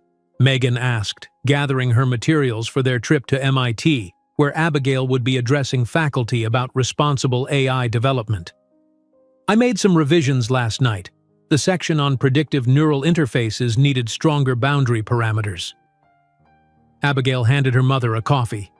"Emma says we'll hit turbulence over Pennsylvania, so take the motion sickness tablets now." In the adjacent laboratory, Sophia was deep in conversation with two senior bioengineers, her hands moving animatedly as she explained modifications to a neural interface prototype. At 13, she had already contributed to 3 patents. Her innate understanding of how technology and biology could intersect earning her the respect of scientists decades her senior. "The biomaterial needs to be more responsive to subtle electrical variations," she was explaining. "I've developed a polymer that amplifies neural signals without increasing noise." The engineers, both with PhDs and years of experience, were taking notes on her suggestions. In the finance department, Emma sat beside Carmen, the CFO, analyzing quarterly projections with the focus of someone 3 times her age. Her gift for numbers had evolved into sophisticated financial modeling that had helped guide the company's expansion strategy. "If we shift these research allocations to the 3rd quarter instead of the 2nd, we'll optimize both tax benefits and development milestones," Emma pointed out, highlighting sections of her meticulously prepared spreadsheet. Carmen shook her head in amazement. "I have 2 finance degrees and 20 years of experience, and you just spotted something our entire team missed." Emma shrugged modestly. "Numbers tell stories if you listen carefully enough." That evening, after returning from MIT, where Abigail's presentation on ethical AI guardrails had received a standing ovation from computer science faculty, Megan gathered with the girls in their home theater for their traditional Friday movie night. Their house, a spacious modern home with a laboratory in the basement and a small astronomical observatory on the roof, reflected both their comfortable financial situation and the family's intellectual priorities. As they debated between documentaries, Abigail's preference, science fiction, Sophia's choice, or financial thrillers, Emma's suggestion, Megan marveled at the extraordinary young women her daughters were becoming. Their accomplishments were remarkable by any standard, but what made her proudest was their compassion, integrity, and the genuine bond they shared as sisters. "Before we start the movie," Megan said, "I wanted to talk to you about something." The girls immediately gave her their full attention, recognizing her serious tone. "You've asked about your biological father before, and I've always told you he chose not to be part of our lives. As you're getting older, I think it's fair to give you more context if you want it." The triplets exchanged glances, having one of their silent communications that Megan had long ago stopped trying to decode. "We know the basics," Abigail said carefully. "You met in New York when you were a waitress. He didn't want children. He left." "Did you love him?" Sophia asked, always interested in emotional dynamics. Megan considered the question. "I thought I did at the time. I was young and impressed by his world. But real love requires mutual respect, and that wasn't there." "Do you hate him for what he did?" This from Abigail, her sense of justice always acute. "No," Megan answered truthfully. "I don't waste energy on hatred. He gave us a gift without intending to, the chance to build something extraordinary together." Emma, practical as always, asked, "Is he still alive?" Would he want to meet us now that we're successful? Megan smiled at the directness of the question. He's alive and running his family's company. As for wanting to meet you, I can't speak to what he might want now. What matters is what you want. Does he know about us? Sophia wondered. Not specifically. Our company has become prominent enough that he may have seen mentions of me having triplet daughters, but I've never reached out to him, and he's never contacted me. The conversation continued into the night, the girls asking thoughtful questions without judgment or anger. Megan answered honestly, neither demonizing Jeffrey nor making excuses for his choices. The triplets processed the information with remarkable maturity, treating their biological father as an abstract concept rather than an emotional void. 2 weeks later, a photographer from Forbes arrived at Collins Neural Solutions headquarters for a feature titled "The Collins Heiresses, the Next Generation of Tech Innovators." The magazine had become interested in the triplets after Abigail's MIT presentation went viral and Sophia's bioengineering innovations caught attention in scientific circles. The photo shoot captured the 3 13-year-olds in the company's advanced research lab, each demonstrating her specialty. Abigail explaining ethical algorithms, Sophia manipulating a holographic representation of her neural interface enhancements, and Emma presenting financial growth models. Though identical in appearance, same chestnut hair, same striking blue eyes, same heart-shaped faces, their distinct personalities shone through in their expressions and body language. The resulting article featured prominently in the magazine's innovation issue. While most teenagers their age are navigating social media and high school dynamics, the Collins triplets are helping shape the future of neural technology. Under the mentorship of their mother, Megan Collins, who built a $2 billion empire as a single mother, these remarkable young women are already making their mark on the technological landscape. The article included a sidebar about Megan's journey. Collins's story reads like a modern fairy tale in reverse. Instead of being rescued by a prince, she rescued herself and built a kingdom. After founding Collins Neural Solutions with proceeds from her first major innovation sale, she raised her triplet daughters while growing the company into a leader in accessible neural interface technology. "Being a single mother taught me efficiency and purpose," Collins told Forbes. "When every minute matters, you become extraordinarily focused on what truly matters." In the sleek executive suite of Blackwood Industries in Manhattan, Jeffrey Blackwood sat behind his father's former desk, scanning the business headlines on his tablet.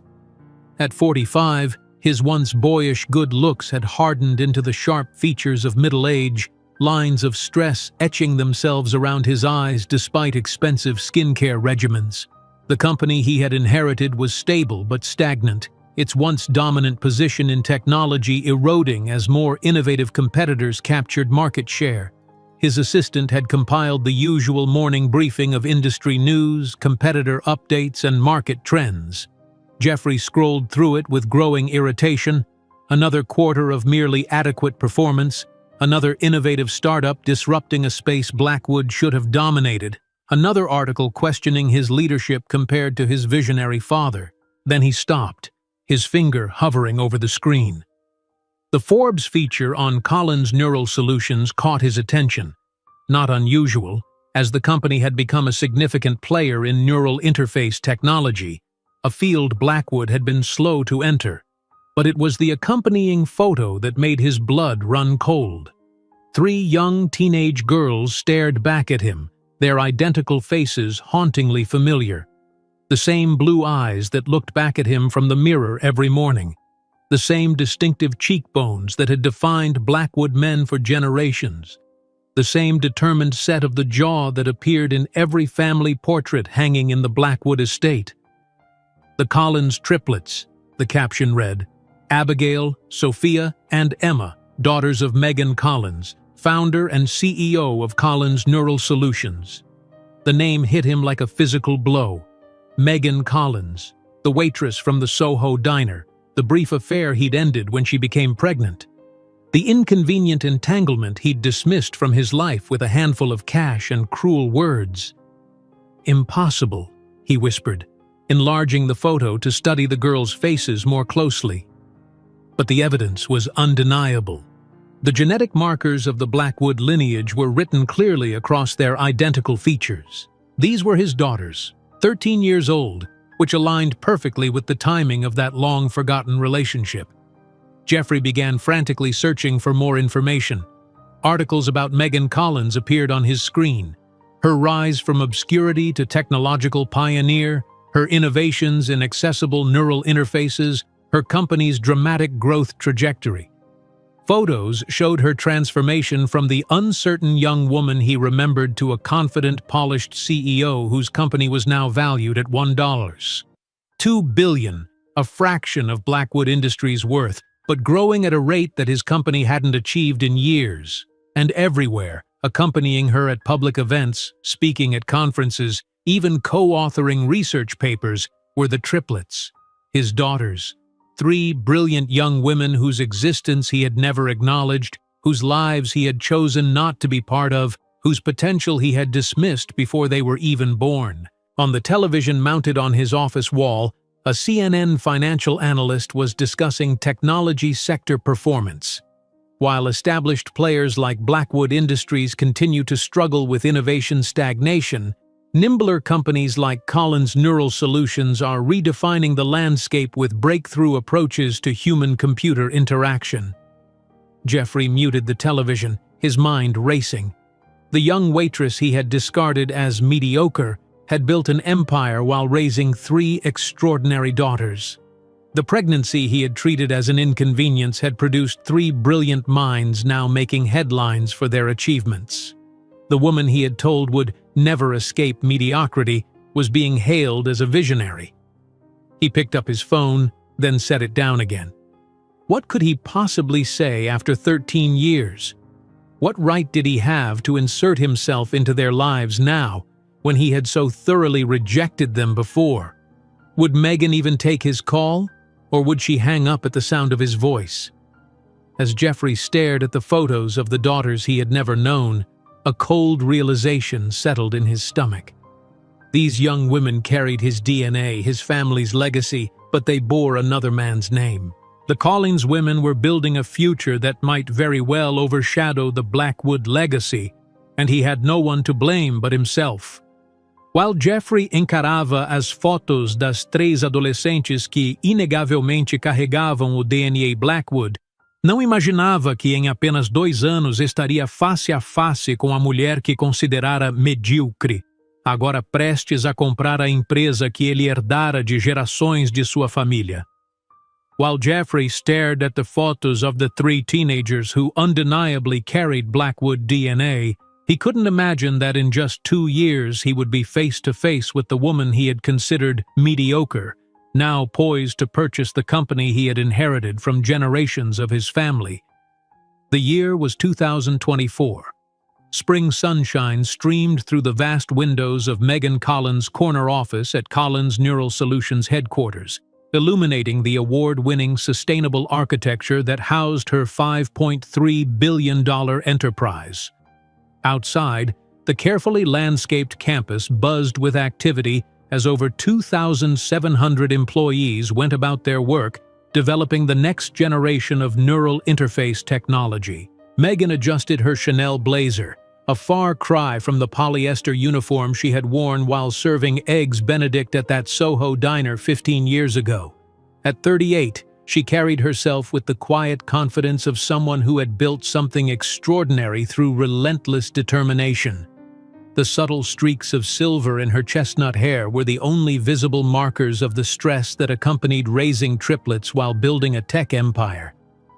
"The presentation for the Global Innovation Summit is finalized," she said, reviewing the holographic display hovering over her desk.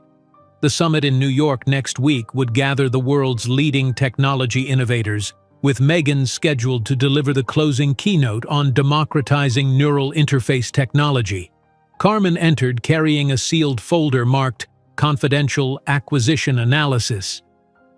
"The report you requested," Carmen said, placing it on Megan's desk. "Our team completed the evaluation of potential acquisition targets."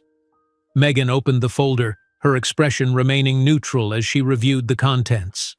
The top sheet featured a familiar logo, Blackwood Industries, alongside financial projections, technology assessment, and valuation metrics. Their value has fallen 45% in 3 years, Megan observed, scanning the numbers. Their neural technology division has solid engineering talent but lacks cohesive direction. Carmen leaned against the desk. You know who's still CEO, right? A momentary silence filled the room as Megan's eyes lingered on the report. 15 years ago, she had left New York on a Greyhound bus, pregnant and devastated by Jeffrey Blackwood's cruel dismissal. Now she was considering acquiring a division of his family's company. This is business, not personal, Megan finally said, her voice measured. Their engineers have talent, but the leadership lacks vision. The technology would integrate well with our accessibility initiatives. Carmen studied her friend's face, searching for signs of emotional involvement. Are you sure this is purely strategic? The numbers speak for themselves, Megan replied, closing the folder. Have legal prepare the preliminary documentation. We'll decide after the summit.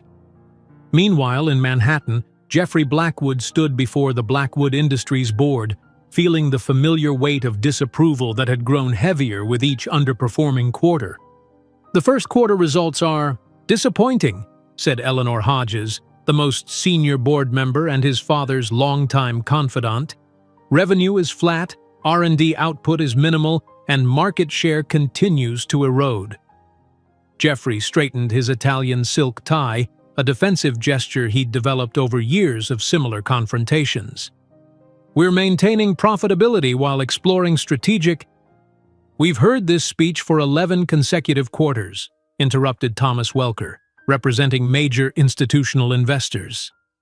Your father built this company by pioneering technologies.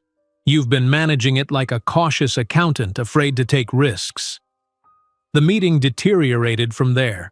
By the time Jeffrey returned to his Park Avenue apartment, the spring evening had turned cool and unwelcoming.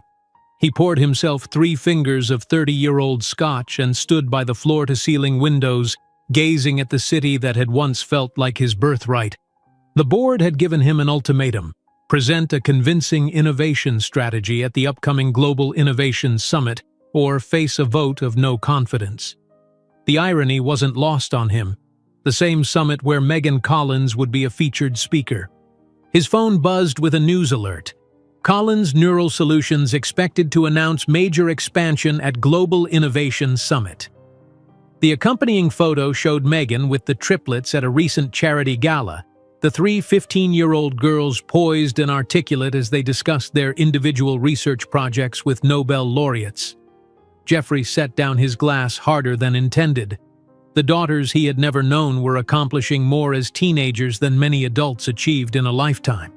The woman he had discarded was redefining an industry, and his own legacy, the company generations of Blackwoods had built, was slipping through his fingers. Back in Columbus, Megan helped the triplets pack for their first trip to New York.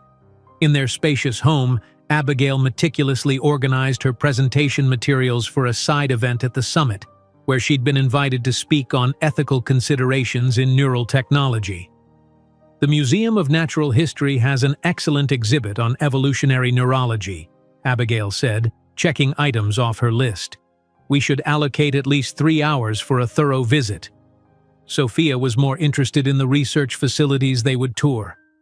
Columbia's bioengineering lab just published that breakthrough on neural mesh interfaces. I've arranged a meeting with their lead researcher to discuss potential collaborations. Emma, predictably, had mapped out the financial district. I've scheduled a tour of the stock exchange and meetings with 2 venture capital firms interested in my algorithmic trading model. Megan watched her daughters with quiet pride.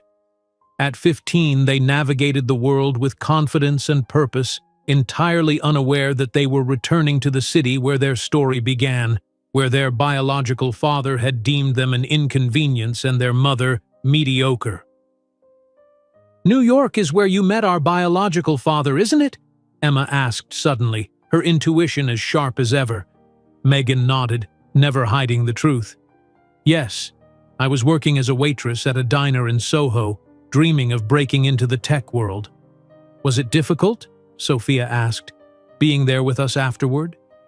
I left immediately after we separated, Megan explained carefully. This will be my first time back since then. Are you nervous about returning? Abigail's perceptive eyes studied her mother's face. Megan smiled, touching her daughter's cheek. Not at all. I'm returning as a keynote speaker with 3 extraordinary daughters and a company valued at over $5 billion. It's not exactly how I left. The conversation shifted to their itinerary, the girls excitedly planning their exploration of the city that featured so prominently in their origin story without knowing the painful details. Later that evening, in her home office, Megan reviewed the acquisition documents her legal team had prepared. The potential purchase of Blackwood's neural technology division made perfect strategic sense. Undervalued assets, complementary intellectual property, established manufacturing infrastructure. Carmen's question echoed in her mind. Was this purely business, or was there a personal element to acquiring a piece of Jeffrey's company? Megan had long ago moved past the need for vindication. Her success wasn't built on proving Jeffrey wrong, but on creating something meaningful despite his cruelty. Yet there was a certain symmetry to the possibility that could not be denied. The man who had told her she would never be anything more than a mediocre waitress might soon watch her acquire a division of his family's company.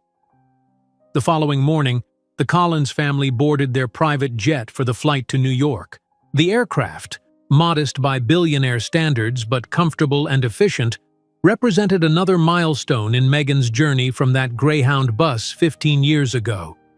As they soared over the Midwest, Megan finalized her keynote presentation while Carmen reviewed acquisition strategies beside her. If we move forward with Blackwood, there are 2 approaches, Carmen explained quietly, mindful of the girls reading nearby. We could make a straightforward offer for the neural division or pursue a more aggressive strategy targeting their weakened position. Megan considered this, watching farmland give way to the Appalachian Mountains below. Let's prepare for both scenarios. I want to see how their presentation goes at the summit before deciding. Will it be strange? Carmen asked. Seeing him again after all this time? Probably, Megan admitted, but not in the way you might think. He's not the same man who intimidated me 15 years ago, and I'm certainly not the same woman. Across the cabin, the triplets were engrossed in their own preparations. Abigail practiced her presentation on ethical AI governance, Sophia sketched modifications to a neural interface design, and Emma analyzed market trends on her specialized tablet. Do you think people in New York will be impressed by what we've built in Columbus? Sophia asked, looking up from her designs. Megan smiled. New York doesn't have a monopoly on innovation anymore. Some of the most groundbreaking technologies now come from places like Columbus, Austin, and Boise. Still, Emma said pragmatically, conquering Wall Street would be satisfying from a narrative perspective. The comment, so characteristic of Emma's analytical mind, made Megan laugh. We're not going to conquer Wall Street, sweetheart. We're just sharing our vision for more accessible neural technology. Same thing, Emma shrugged. Disruption through democratization. As the jet approached New York airspace, Megan gazed out the window at the iconic skyline emerging through the clouds. The city that had once represented her greatest heartbreak now looked different. Not intimidating, but simply another market to transform with her vision. She thought briefly of Jeffrey, wondering if he knew she would be attending the summit, if he had connected the dots about the triplets, if he ever regretted his choices. Then she dismissed these thoughts as unproductive. The past was immutable. Only the future offered possibilities worth exploring. Mom, look, Abigail pointed excitedly as they descended. There's the Empire State Building and Central Park. The girls pressed their faces to the windows, experiencing their first glimpse of New York with the wonder only teenagers seeing a legendary city for the first time could express. Megan watched them, her heart full. These moments, their joy, their curiosity, their brilliance, were the true measure of her success, far more meaningful than company valuations or keynote invitations. As the plane touched down at Teterboro Airport, Megan reviewed her schedule one final time. The summit would begin tomorrow, with Jeffrey scheduled to present Blackwood's innovation strategy in the morning session. Her own keynote would close the event the following evening. "Ready?" Carmen asked as they prepared to disembark. Megan nodded, gathering her materials. 15 years ago, I left this city with nothing but uncertainty and heartbreak. Tomorrow, we return on our own terms. The private car whisked them into Manhattan, the girls chattering excitedly about the landmarks they recognized. As they approached their hotel, the Plaza, where the summit would be held, Megan felt a strange sense of completion, as if a circle drawn long ago was finally closing. What she couldn't know was that across town, Jeffrey Blackwood was reviewing the summit attendee list, his blood running cold as he spotted her name among the featured speakers. What she couldn't anticipate was how seeing her again, successful, confident, accompanied by the daughters he had rejected, would shatter the carefully constructed narrative he had built around their brief relationship. While the jet of Collins Neural Solutions crossed the sky toward New York, two destinies were heading toward an inevitable collision: Jeffrey, struggling to save the legacy he had inherited, and Megan, preparing to complete the journey that had begun 15 years earlier in the corridor of a Lower East Side apartment. While the jet of Collins Neural Solutions crossed the sky toward New York, two destinies were heading toward an inevitable collision: Jeffrey, struggling to save the legacy he had inherited, and Megan, preparing to complete the journey that had begun 15 years earlier in the corridor of a Lower East Side apartment.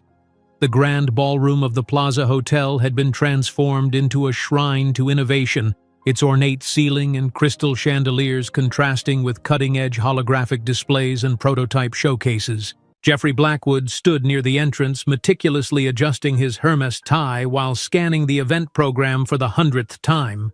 His fingers froze mid-adjustment when he reached the final entry: Closing Keynote, The Accessible Future of Neural Technology by Megan Collins, CEO, Collins Neural Solutions. His throat tightened. Though he had seen her name on the attendee list the previous day, seeing it printed as the summit's culminating speaker made it undeniably real. Somewhere in this hotel, perhaps even in this building at this moment, was the woman he had discarded 15 years ago with cruel efficiency. Jeffrey retreated to a quiet corner, pulling out his phone to search for more information about Megan Collins. Though he had discovered her identity 2 years earlier through the Forbes article about her daughters, his daughters, he had deliberately avoided learning more, as if ignorance could absolve him of responsibility. Now that luxury was gone. Images filled his screen: Megan delivering TED Talks on neural accessibility, Megan receiving the Pioneer in Technology Award, Megan standing confidently between world leaders at economic forums. In each photo, she radiated the assured presence of someone who had earned her position through brilliance and determination. Then came the photos that made his stomach clench. Megan with the triplets at various ages, from toddlerhood through their current teenage years. The girls' development was documented across science fairs, chess tournaments, and most recently, academic conferences where they presented their own research. In every image, the Blackwood genes were unmistakable. The characteristic blue eyes, the defined cheekbones, the angular jaw that had defined his family for generations. The Collins triplets, daughters of tech pioneer Megan Collins, have each established their own specialties. Abigail in ethical AI governance, Sophia in bioengineering interfaces, and Emma in predictive market algorithms. Jeffrey's thumb hovered over their faces. 15 years old, 3 daughters he had never known, carrying achievements that already rivaled many adults. 3 lives he had deemed inconvenient, now poised to shape the future of technology. A notification interrupted his spiraling thoughts. 15 minutes until his presentation. He pocketed his phone and straightened his posture, forcing himself back into the role of confident CEO. His company's future depended on today's announcement of a strategic pivot toward neural technologies. an area where Blackwood Industries had fallen dramatically behind more innovative competitors, like Collins Neural Solutions. The irony was not lost on him. The morning session proceeded with Jeffrey delivering a competent, if uninspiring, presentation on Blackwood's renewed innovation strategy. The tepid applause that followed contrasted sharply with the enthusiastic reception given to younger, hungrier competitors. As attendees filtered out for the mid-morning break, Jeffrey caught fragments of conversation. Blackwood's always playing catch-up now. Too conservative for too long. Collins is presenting tomorrow. That's the one to watch. He retreated to the refreshment area, nursing a coffee and his wounded pride when a sudden shift in the room's energy drew his attention. People were turning, conversations pausing, subtle movements realigning toward the entrance. Megan Collins had arrived. She entered the grand ballroom with quiet confidence, wearing a tailored white suit that somehow managed to be both authoritative and feminine. At 38, she was more beautiful than Jeffrey remembered. Not with the uncertain prettiness of the young waitress he had known, but with the magnetic presence of a woman who had battled her way to success on her own terms. But it was her companions that truly arrested his attention. 3 identical teenage girls, dressed in complementary business attire, moving with the self-assurance of young women who had been raised to believe in their unlimited potential. His daughters. The physical impact of seeing them in person rather than in photographs was immediate and visceral. Jeffrey gripped his coffee cup so tightly the lid popped off, hot liquid spilling over his hand. He barely registered the burn, transfixed by the quartet making their way across the room. For a brief, electric moment, Megan's eyes met his. There was no surprise in her gaze, no shock of recognition, only a fleeting acknowledgement, as if confirming something she had already anticipated, followed by complete professional indifference. She continued her conversation with the Microsoft CEO without missing a beat, navigating the room as if Jeffrey were merely another attendee, not the man who had once told her she would never be anything but a mediocre waitress. Throughout the day, Jeffrey found himself orbiting Megan and the triplets from a distance, unable to approach yet incapable of staying away. He watched as industry leaders sought out their opinions, as venture capitalists competed for a moment of their time, as conference attendees asked for photos with the Collins women. During the afternoon reception, Jeffrey strategically positioned himself near the refreshment table where Megan was engaged in conversation with several tech executives. He inserted himself into the group with practiced corporate smoothness. The acquisition of Neural Bridge was one of the best investments we've made in the last decade, the Microsoft CEO was saying. Megan, you've transformed an entire sector. Jeffrey extended his hand into the circle. Megan Collins, Jeffrey Blackwood, Blackwood Industries. Your work is impressive. A momentary silence fell over the group. Several executives who knew both their companies' histories exchanged subtle glances, sensing the undercurrent but unaware of its true nature. Megan's professional smile never wavered as she accepted his handshake with perfect composure. Mr. Blackwood, I'm familiar with your company. Her hand was warm and firm, the brief contact sending an unexpected jolt through Jeffrey's system, the physical confirmation that this accomplished woman was indeed the same person he had so callously discarded. In fact, she continued smoothly, my acquisition team was recently analyzing your neural technology assets. They appear to need new direction. The color drained from Jeffrey's face as the implications of her casual statement registered. Collins Neural Solutions was considering acquiring Blackwood technology. The tables had turned so completely it was almost dizzying. Perhaps we could discuss potential synergies, he managed, desperately trying to maintain his corporate facade. Perhaps, Megan replied non-committally. Allow me to introduce my daughters, Abigail, Sophia, and Emma. The 3 teenagers turned toward him with polite interest, offering professional handshakes and poised greetings. Standing this close, the resemblance was undeniable, not just to him but to generations of Blackwoods whose portraits hung in his family estate. The girls studied him with mild curiosity before returning their attention to the technology leaders they had been conversing with. They had no idea who he was. No idea that the man shaking their hands was the same one who had offered money to terminate their existence 15 years ago. Throughout the dinner that followed, Jeffrey found himself unable to focus on anything but Megan's table, where the triplets engaged effortlessly with Nobel laureates and tech visionaries. Emma discussed machine learning applications with Google's research director. Sophia explained neural interface modifications to Apple's chief scientist. Abigail debated ethical governance frameworks with the EU's technology commissioner. These were not just privileged children of success. They were intellectual forces in their own right, already carving their paths in the world that would soon be theirs to shape.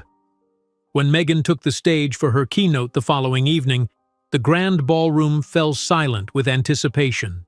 Her presentation on democratizing neural technology was masterful, technically precise yet accessible, visionary yet practical. She demonstrated how neural interfaces could transform education, healthcare, and communication without requiring elite access or extraordinary wealth. Technology that remains exclusive to the privileged few isn't innovation, it's luxury, she stated, her voice carrying clearly through the room. True innovation removes barriers rather than creating them. The audience interrupted her multiple times with spontaneous applause, each instance driving home to Jeffrey how thoroughly she had surpassed him in vision and execution.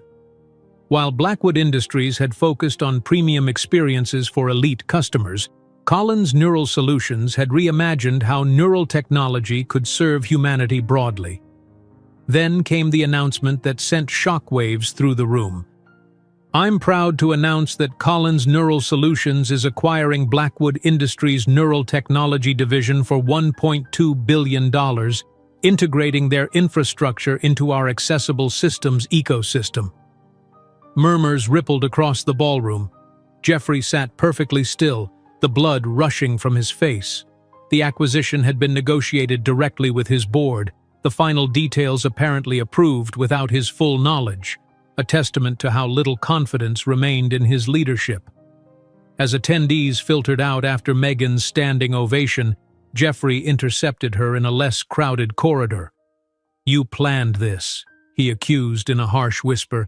15 years to execute your revenge." Megan regarded him with unsettling serenity. "No, Jeffrey. 15 years building something meaningful. The acquisition is purely strategic. Your engineers have talent, but your leadership lacks vision." "Those girls, they're my daughters." His voice broke slightly on the last word. "Biologically, yes," Megan acknowledged calmly. "In every other aspect that matters, no. They have my surname, my values, and a brilliant future I've built for them. I have a right to know them," Jeffrey insisted, desperation creeping into his voice. "Right?" Megan's soft laugh held no humor. "You surrendered any rights when you left my belongings in the hallway and told me I would never be anything more than a mediocre waitress. Your exact words, which I've never forgotten." Before Jeffrey could respond, Abigail approached them, tablet in hand. "Mom, the CEO of Neuralink wants to discuss collaboration opportunities," she said, then glanced curiously at Jeffrey. "You're from Blackwood, correct? I read about the acquisition. I hope your engineers adapt well to our culture of accessible innovation." When Abigail walked away, Jeffrey looked utterly devastated. "They don't know who I am. They know their biological father chose not to be part of our lives," Megan replied evenly. "I never needed to demonize you. Your actions spoke for themselves." While Jeffrey remained frozen in place, Megan rejoined the celebration of her keynote success, welcomed by a crowd of admirers and industry leaders. The triplets moved through the room with confident grace, their futures unfolding brilliantly before them. While Jeffrey stood there watching Megan and the daughters he'd never known command the room, the full magnitude of what he had lost 15 years ago finally crushed down upon him.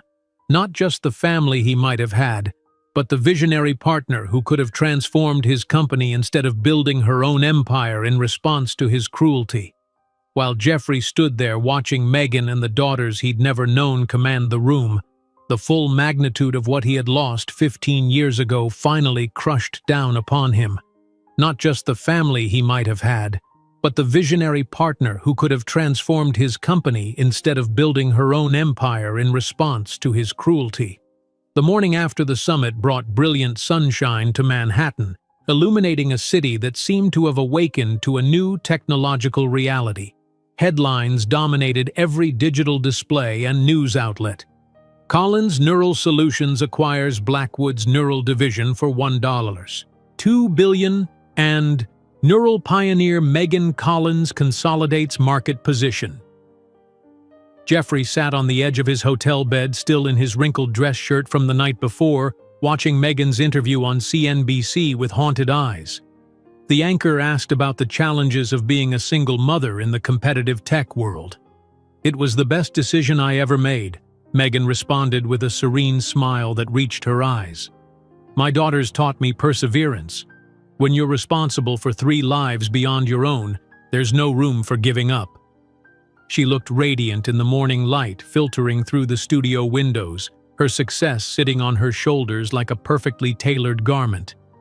Jeffrey ran his hand over his own face, feeling the stubble and exhaustion of a sleepless night. "Your journey from single motherhood to building a $5 or $3 billion company is remarkable," the interviewer continued. "Were there moments when you considered giving up?" A soft laugh escaped Megan. "Every day for the first few years. But then I'd look at my daughters and remember that their future depended on my resilience. Failure wasn't an option." Jeffrey switched off the television, unable to bear the contrast between her fulfilled life and his increasingly hollow one. His phone buzzed incessantly with messages from board members demanding an emergency meeting to discuss the implications of yesterday's announcement. At Blackwood Industries headquarters, the atmosphere was funereal. Board members and executives gathered in the mahogany-paneled conference room where generations of Blackwoods had charted the company's course. Today, that legacy hung by a thread. "This acquisition wasn't properly vetted through appropriate channels," Jeffrey began, attempting to regain control of the narrative. Eleanor Hodges, the senior board member, cut him off with a raised hand. "The board approved this sale after extensive review. Your leadership has been questioned for years, Jeffrey. This acquisition merely highlighted the innovation stagnation you've overseen. Collins Neural Solutions is implementing technologies we should have pioneered," added Thomas Welker. "Their valuation has increased 8-fold in 5 years while ours has declined. The neural division sale was a necessary strategic decision." "Without my knowledge," Jeffrey countered, his voice tight with suppressed anger. "You were informed of negotiations," Eleanor replied coldly. "Your apparent shock last night suggests you either weren't paying attention or chose to ignore the implications. Neither scenario inspires confidence." The meeting deteriorated from there, with various board members outlining concerns about Jeffrey's leadership style, his resistance to innovation, and his apparent disconnection from market realities. When the formal vote of no confidence was suggested, Jeffrey realized he was fighting a losing battle. "We're not removing you as CEO today," Eleanor concluded, "but consider this a final warning. The next quarterly results must show significant improvement, or changes will be necessary." As the board members filed out, leaving Jeffrey alone in the conference room his grandfather had built, the weight of failure pressed down on him. He had inherited a technological pioneer and transformed it into a cautious follower, while Megan Collins, the waitress he had dismissed as mediocre, had built something revolutionary from nothing. Across town at the Plaza Hotel, Megan prepared for her departure press conference.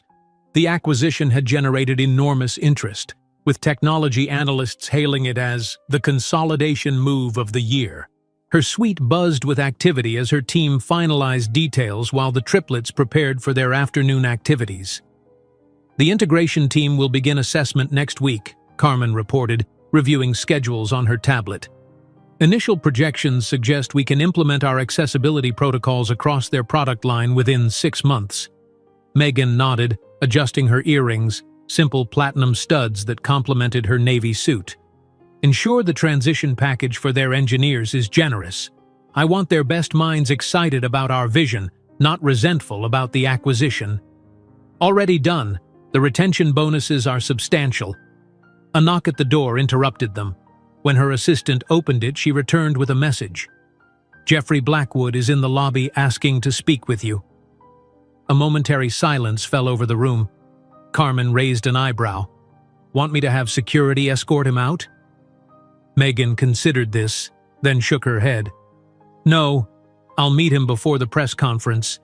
It's better to address whatever this is now rather than let it fester.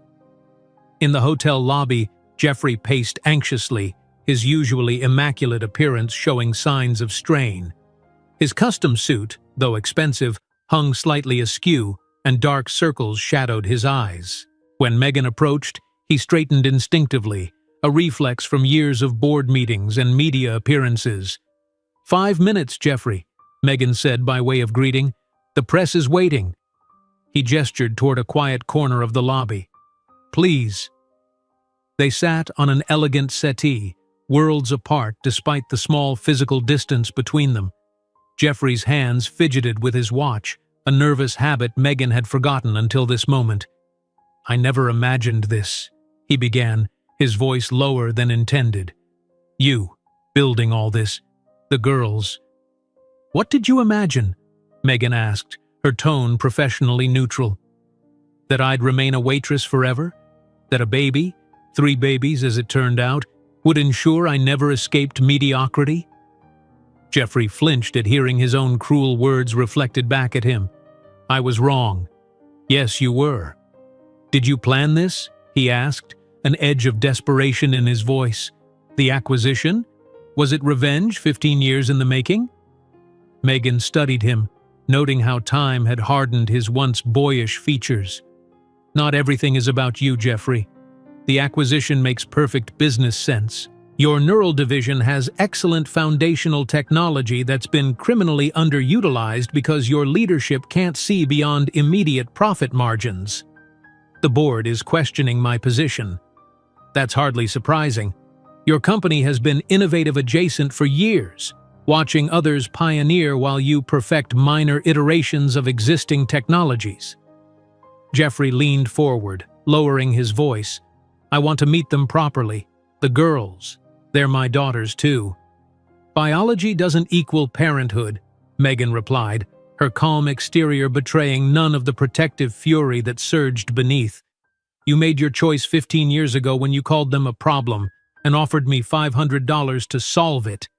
People change, I've changed. Perhaps, but my priority is protecting them, not facilitating your midlife crisis of conscience. Before Jeffrey could respond, Megan's phone chimed with a reminder. The press conference begins in 10 minutes. I need to go. As she stood, Jeffrey reached for her arm.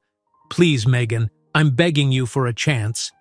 She looked pointedly at his hand until he released her. My daughters are exceptional young women with brilliant minds and compassionate hearts. They've achieved more by 15 than most adults do in a lifetime. That happened not because of you, but despite you. At least tell them who I am, he pleaded. They know what matters, that their biological father chose not to be in their lives. Beyond that, it's their decision if they want to know more. With that, Megan walked away, her posture straight, her stride confident. The press conference proceeded flawlessly. Megan outlined how the acquisition would accelerate their mission of making neural interface technology accessible to diverse populations, particularly those with medical needs. Reporters peppered her with questions about integration plans, market strategy, and competitive positioning. Then came the personal question she had anticipated. Ms. Collins, as a single mother who built this empire while raising triplets, what message do you have for other women facing similar challenges? Megan smiled, genuinely this time. That limitations are often illusions. When someone tells you what you can't achieve, let that become the fuel for proving what you can. My daughters watched me build this company from nothing, and that experience shaped them more profoundly than any lecture about perseverance ever could. In the rear of the conference room, Jeffrey stood silently, those words landing like physical blows. He had been the one to tell her what she couldn't achieve, and now she stood before the world's press, living proof of his monumental misjudgment. As the event concluded, Megan was immediately surrounded by well-wishers and media requests. Jeffrey slipped out unnoticed, returning to his now silent office at Blackwood headquarters. On his desk sat the morning's Wall Street Journal, its headline a stark reminder of his failure. Megan Collins, from adversity to $5, $3 billion empire. The article mentioned in passing her journey as a single mother of triplets while building her company. A small photo showed Megan with the girls at a recent charity event, their matching smiles a testament to the strong family unit they had formed without him. Jeffrey opened his bottom desk drawer and removed an envelope. Inside was a legally prepared document acknowledging paternity of Abigail, Sophia, and Emma Collins, along with details of substantial trust funds he had established for each. He had carried it with him to the summit, uncertain if or when he might find the courage to present it. The following morning, as Megan and the triplets prepared to return to California, Jeffrey waited in the plaza lobby. When he spotted them checking out, he approached with measured steps, the envelope clutched in his hand. "Megan," he said quietly, "a moment, please." She turned, her expression guarded but not hostile. The triplets stood nearby, engaged in conversation with the hotel concierge about their transportation to the airport. "Please," he repeated, "just give me a chance to know them." "That isn't my decision, Jeffrey," Megan replied evenly. "They're 15 years old. They're independent people with their own opinions. If they ever want to know you, I won't stand in their way." "Will you tell them who I am?" "They already know the essentials. A man who wasn't ready to be a father. What they do with that information is up to them." Jeffrey extended the envelope. "My lawyer prepared this. It's a formal acknowledgement of paternity and a substantial trust fund for each of them." Megan looked at the envelope without touching it. "They have company shares worth hundreds of millions each. They don't need your money. And as for acknowledgement, 15 years later, it's an empty gesture." The triplets approached, ready to depart. Jeffrey watched them, seeing reflections of himself and generations of Blackwoods in their faces. "Girls," Megan said calmly, "this is Jeffrey Blackwood." The three studied him with educated interest. Emma, always perceptive, was the first to make the connection. "You're our biological father," she stated matter-of-factly. Jeffrey nodded, words momentarily failing him. "Interesting," Emma continued analytically. "Your company developed fascinating neural algorithms, though they've been commercially underutilized. I hope our team can implement them more efficiently." There was no anger in her voice, only cool, professional assessment. Sophia, the most empathetic of the three, asked, "Do you have other children?" "No," Jeffrey answered. "I never married." "That must have been lonely," she observed with surprising compassion, before turning to her mother. "Is our flight confirmed?" Abigail remained silent, studying the man who had contributed to her existence. Finally, she spoke. "Thank you for the introduction. If you wish to continue this conversation in the future, you can contact my assistant." She handed him a business card printed with Abigail Collins, Director of Ethics in AI, Collins Neural Solutions. As the four women walked toward the waiting car, Jeffrey stood motionless, holding the business card as if it were a priceless artifact. Through the hotel's revolving doors, he watched them depart. Megan and the three extraordinary daughters she had raised alone, heading back to the empire they had built without him. While the press celebrated Megan's acquisition as a brilliant strategic move, Jeffrey understood a deeper truth.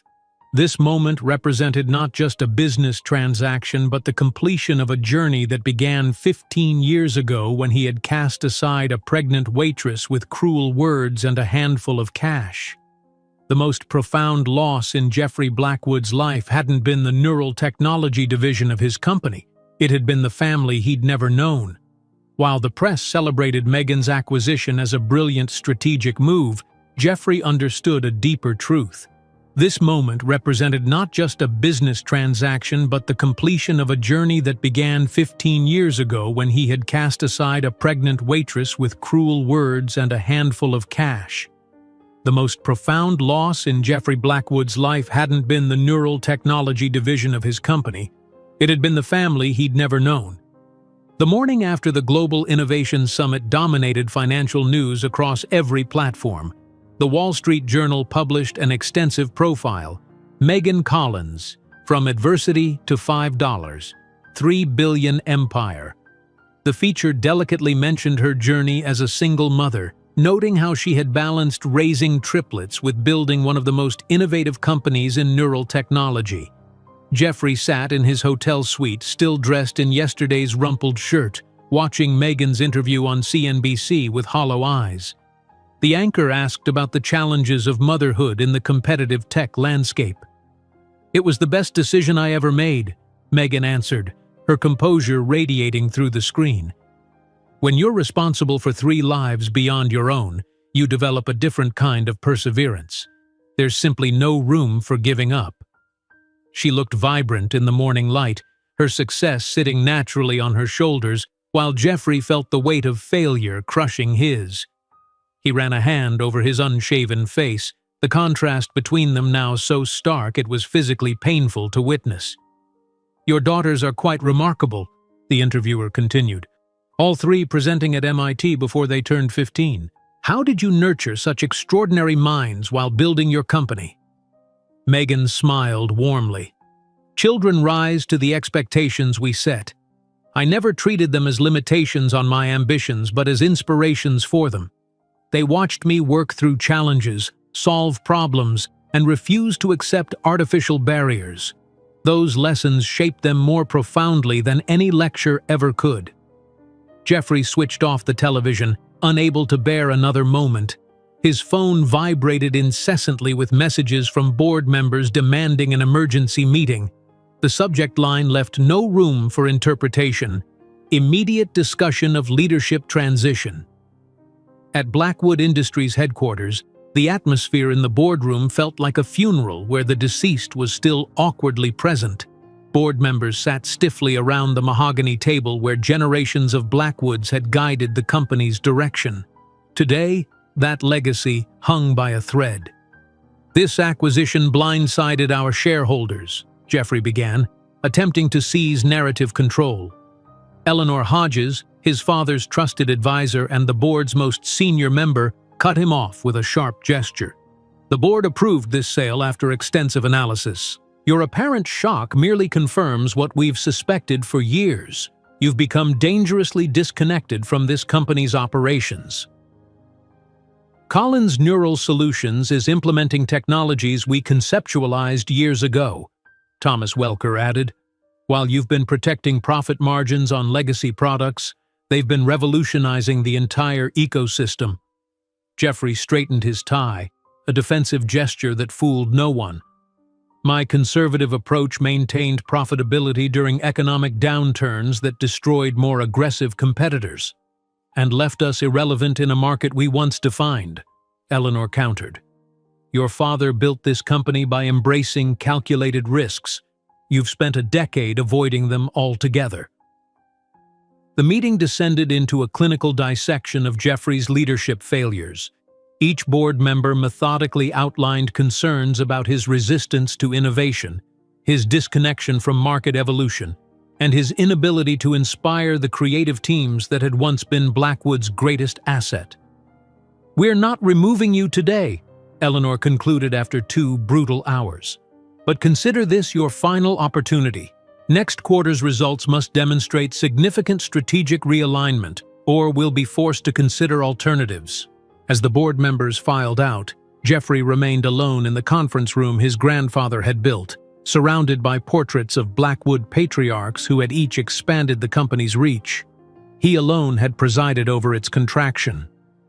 Across Manhattan at the Plaza Hotel, Megan's suite bustled with activity as her team prepared for their return to California. The acquisition had generated enormous interest, with technology analysts already speculating about how Collins' neural solutions would transform Blackwood's underutilized assets. Integration teams will begin assessment next week, Carmen reported, reviewing schedules. Initial projections suggest we can implement our accessibility protocols across their product line within 6 months. Megan nodded, adjusting her simple platinum earrings. Ensure the transition package for their engineers is generous. I want their best minds excited about our vision, not resentful about the acquisition. A quiet knock interrupted them. When her assistant returned, she carried an unexpected message. Jeffrey Blackwood is in the lobby asking to speak with you. Carmen raised an eyebrow. Security can handle this. Megan considered this briefly, then shook her head. No, I'll meet him before the press conference. Better to address whatever this is directly. In the hotel lobby, Jeffrey paced anxiously, his usually immaculate appearance showing clear signs of distress. When Megan approached, he straightened instinctively, corporate muscle memory engaging despite his emotional turmoil. 5 minutes, Jeffrey, Megan said, her tone businesslike. I have a press conference scheduled. They moved to a quiet corner, sitting across from each other like strangers negotiating a transaction, which in many ways they were. I never imagined this outcome, Jeffrey began, his voice strained. You, building an empire. The girls. What did you imagine? Megan asked evenly. That I'd remain forever the waitress you dismissed? That your children would ensure I never escaped mediocrity? Jeffrey flinched visibly at hearing his cruel words reflected back. I was wrong about everything. Yes, you were. Was the acquisition revenge? He asked, leaning forward. 15 years planning to take apart what my family built? Megan studied him, noting how the years had hardened his once boyish features into sharp angles of stress and ambition. Not everything revolves around you, Jeffrey. Your neural division has excellent foundational technology that's been criminally underutilized. It's a strategic acquisition, nothing more. The board is questioning my leadership. That's hardly surprising. Your company has been standing still while the rest of us move forward. Jeffrey lowered his voice, almost pleading now. I want to meet them properly. The girls. They're my daughters too. Biology isn't parenthood, Megan replied, her calm exterior concealing fierce protective instincts. You made your choice when you called them a problem and offered cash to solve it. People change. I've changed. Perhaps, but my priority is protecting them, not facilitating your midlife crisis of conscience. Before Jeffrey could respond, Megan's phone chimed. The press conference begins in 10 minutes. I need to go. As she stood, Jeffrey reached for her arm. Please, I'm begging you for a chance. She looked pointedly at his hand until he released her. My daughters are exceptional young women with brilliant minds and compassionate hearts. They've achieved more by 15 than most adults do in a lifetime. That happened not because of you, but despite you. The press conference proceeded flawlessly, with Megan outlining how the acquisition would accelerate their mission of democratizing neural interface technology.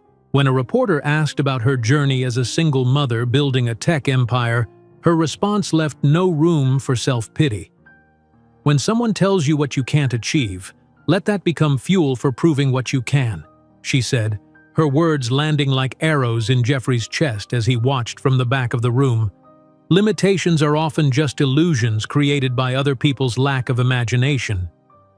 The following morning, as Megan and the triplets prepared to return to California, Jeffrey waited in the plaza lobby, clutching an envelope. When he spotted them checking out, he approached with measured steps. Megan, he said quietly, 1 moment, please. She turned, her expression guarded but not hostile. The triplets stood nearby, discussing their flight details with the concierge. Please, he repeated, just give me a chance to know them.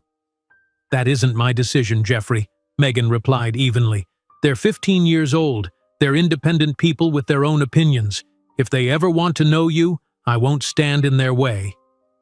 Will you tell them who I am? They already know the essentials, A man who wasn't ready to be a father. What they do with that information is up to them. Jeffrey extended the envelope. My lawyer prepared this. It's a formal acknowledgement of paternity and a substantial trust fund for each of them. Megan looked at the envelope without touching it. They have company shares worth hundreds of millions each. They don't need your money.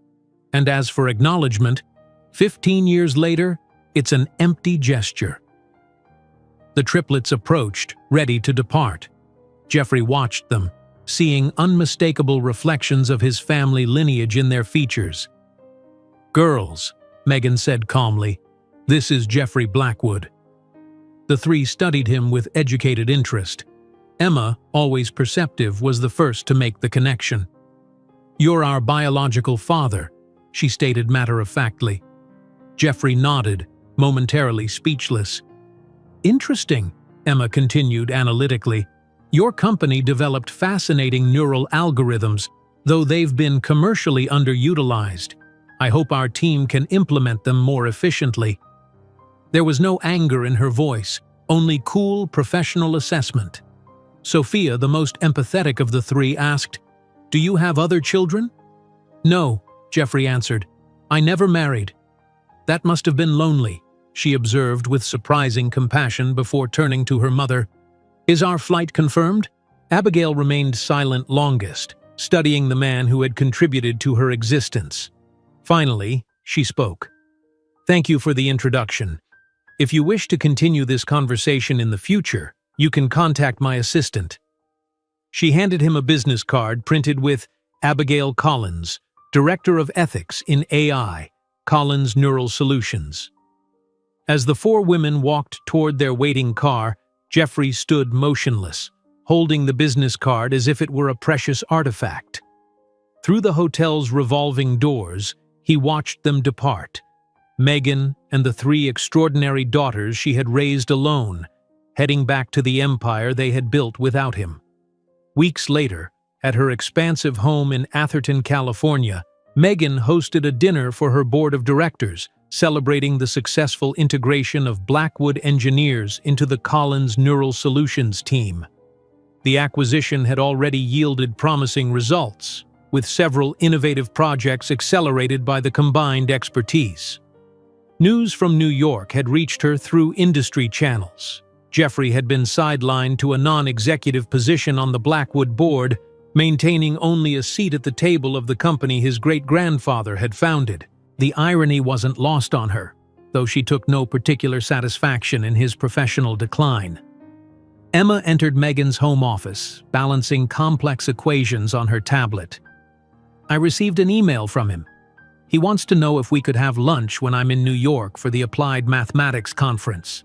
What did you answer? Megan asked, careful to keep her tone neutral. That my schedule is fully booked, but I could find 15 minutes for coffee. Emma smiled with the particular wisdom that had always seemed beyond her years. I thought it was fair.